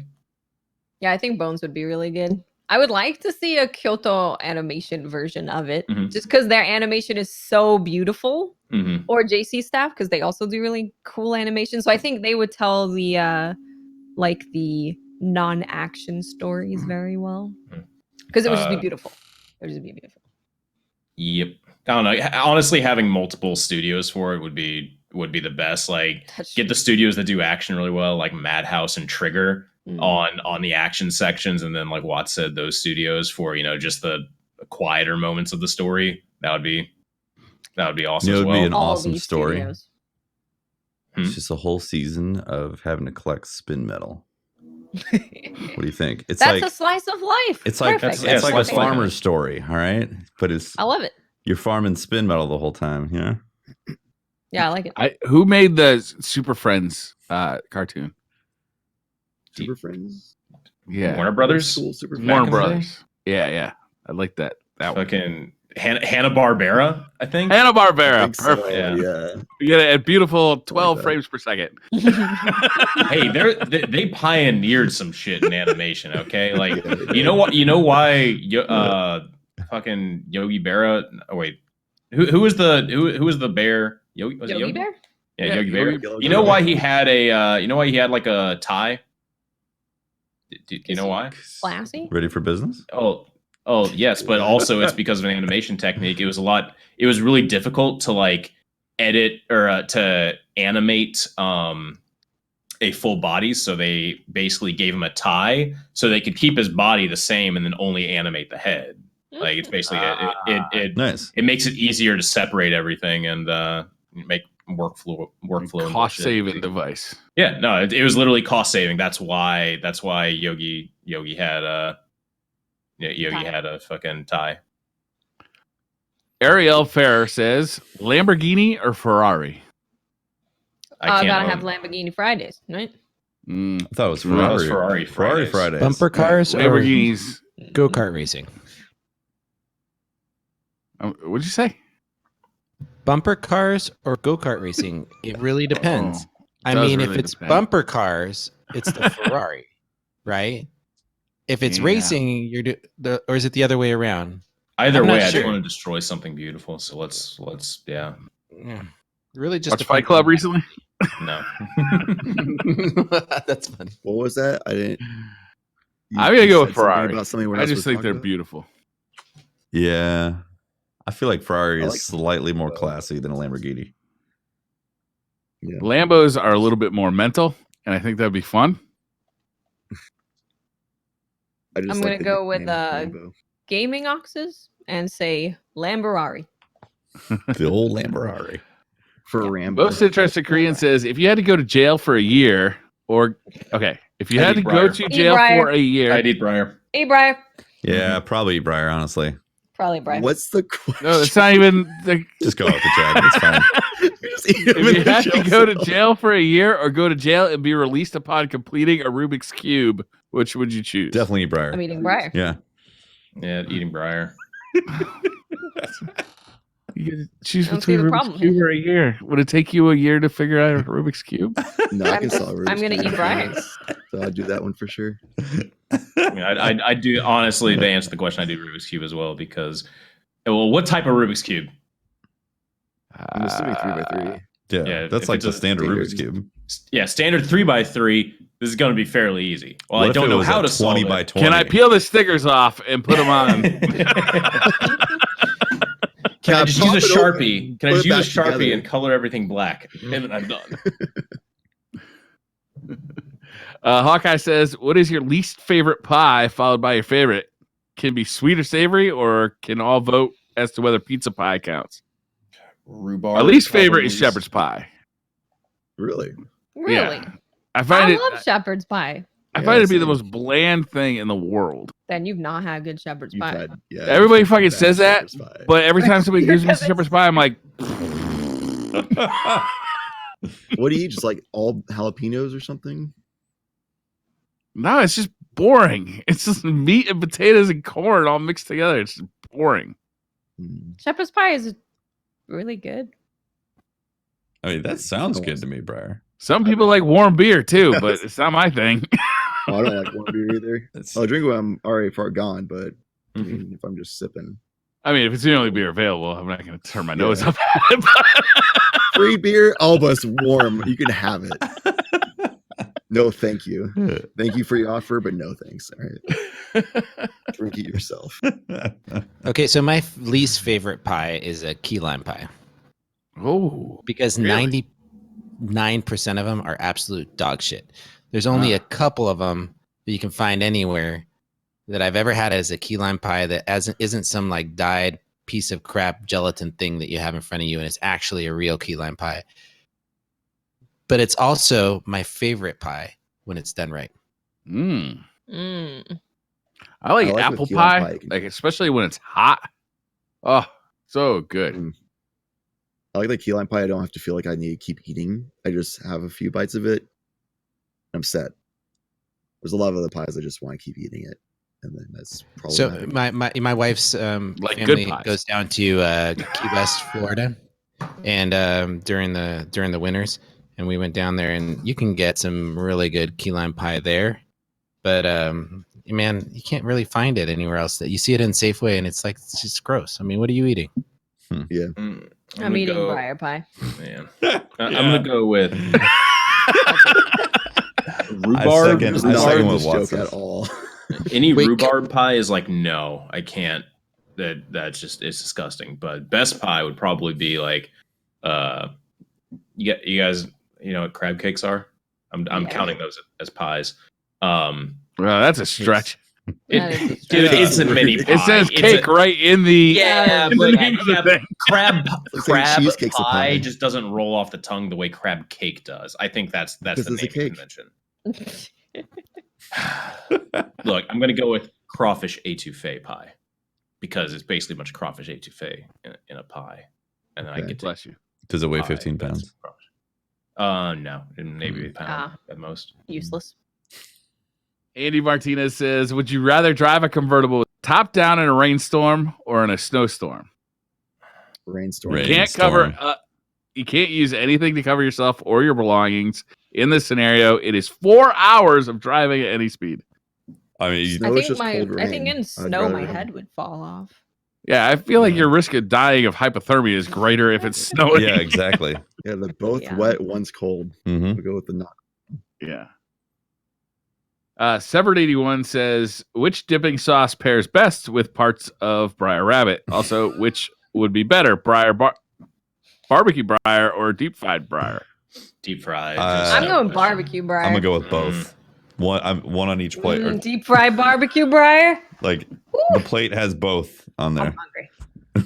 I'm hungry. See, I'm going with the more realistic option here because if we're eating briar, it's probably some We survival don't have a deep situation. fryer? We're not He gonna have smoked. So Who I'm didn't looking bring at a like, deep fryer? Come on, Jesus! damn it, we can't eat it. We knew we were going to eat Where's briar. the Why oil? didn't we bring a deep- Unbelievable.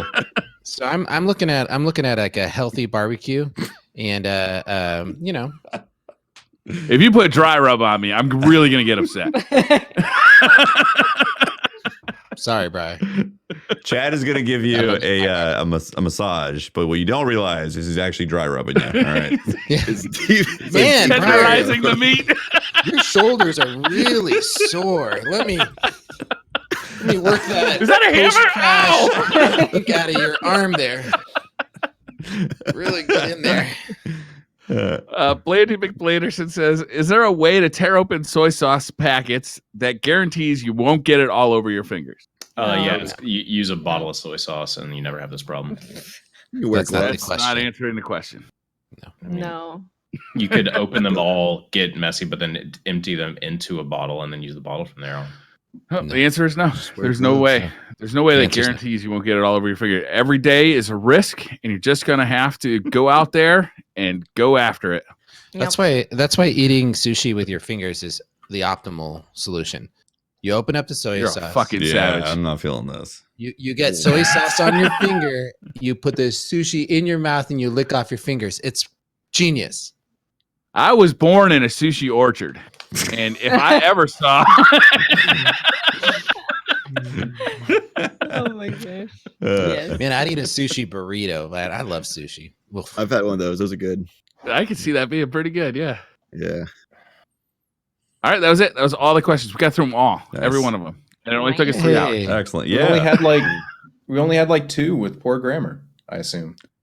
Unless Briar, did you I'm gonna edit out most of those? I'm not gonna lie to you. Some of them I read them to myself. I'm like, I don't even understand this, so I just don't pick them. I'm going to challenge our audience to really. A friend of like, mine asked a troll question and grammar probably stuff. skipped over it. Sorry. It's been good. Cool. He knows it's going to get skipped. Cool. Yeah. So how do we finish this up usually? We fucking redid the format last week. We did. So, So yeah, Chad, We did. Chad, where can we All find new. you? take the wheel. So hey, wait, let's finish it like properly. So that's been the show. Thanks very much for joining us. It's been a great having you. Chad, thank you very much for coming on. Why don't you tell the audience where they can find you? Thanks for having me. It's actually been a really pleasure. I am Chadlantis pretty much everywhere except for Twitter and Instagram because some people with completely inactive accounts from years ago have those. So Chadlantis TV on those, unfortunately. But Twitter one has 6 followers. 5 are people thinking they're following me, and his one tweet from like 2006 says all caps, "Why are you following me?" And that's it. That's it. And I can't get it. I can't get the account. Yep. Drives me nuts. But yeah, it's Chadlantis everywhere except for those 2 places. And then I stream daily. I write articles on medium.com right now, but hopefully I can transition to like my own blog site or something like that in the future. But We for can now, get you hired at IGN. What do you think? that'd be sick. Let's go. I'd love to. We'll talk to Fran next month when he comes on. Oh, that's right. Fran's gonna guest, and Fallout Mhm. Plays is gonna be here as well. Does He's gonna Fran be- even my hold Twitter power at IGN anymore? My Twitter questions. Oh, gonna be does how he? do I get involved? You- in journal or you writing? Doubt if Fran still has any power at IGN. Are you kidding me? Look at They, his they, hair. they made him step back because he had grown too powerful. Too much power. Yeah. Too much. He was having like a power gravity suck everything in from so much power. Yeah. Yeah. His hair had grown too majestic. It was Yes. impossible to have everyone else live up to those standards and work there. That's understandable. Yeah. Who's next? I'm Briar Rabbit. You can find me. Hey, I'm streaming tomorrow. I'm gonna actually be serious. Tomorrow's my birthday, and we're doing something special on stream tomorrow. We're going to Getting be drunk? doing me and the wife. No, that's not that Getting special. She's doing booby tricks. Booby trick! Booby tricks Nope, on that's stream. my channel band. Boob trick. We're actually going to be doing we're going to be playing some games together. She's going to be joining me for the stream. We're going to be having a good time and streaming. It's going to be a lot of fun. So Nice. come by, check it out. Hey, That's awesome. hey, Happy guess what birthday, also man. is tomorrow, Briar? It's Pope Bear's birthday. It's my birthday. Yo, happy birthday as well. What will I be? Yeah. 23. No. What will you be doing for your Oh. birthday? Oh, what will I be doing? I will be working. Hell After yeah. that, Whoa. you eating The sushi? entire night, too. You eating sushi with your Probably am hands? gonna go Like a heathen? Taco I Bell? actually, I haven't talked to my wife about this, but it would be a lot of fun to. I always enjoy making sushi at home. There's some really nice fish stores around here that have sushi grade fish, and the process of making sushi is a lot of fun, and then you get to eat what you've made. So, I'll maybe we'll do that. You should try to do that homemade blowfish. I heard that's really fun. Good luck. Is that a sexual joke, Briar? I'm not sure. I'm not. How do you like? It where are is you if going you with want it that? to be. It could be. It could not be. Whatever I mean, you're it Depends into. on how you open the So soy hang sauce out there, packet. see where it brings Nah. us. Just be sure you don't eat the liver of the puffer fish. It's poisonous.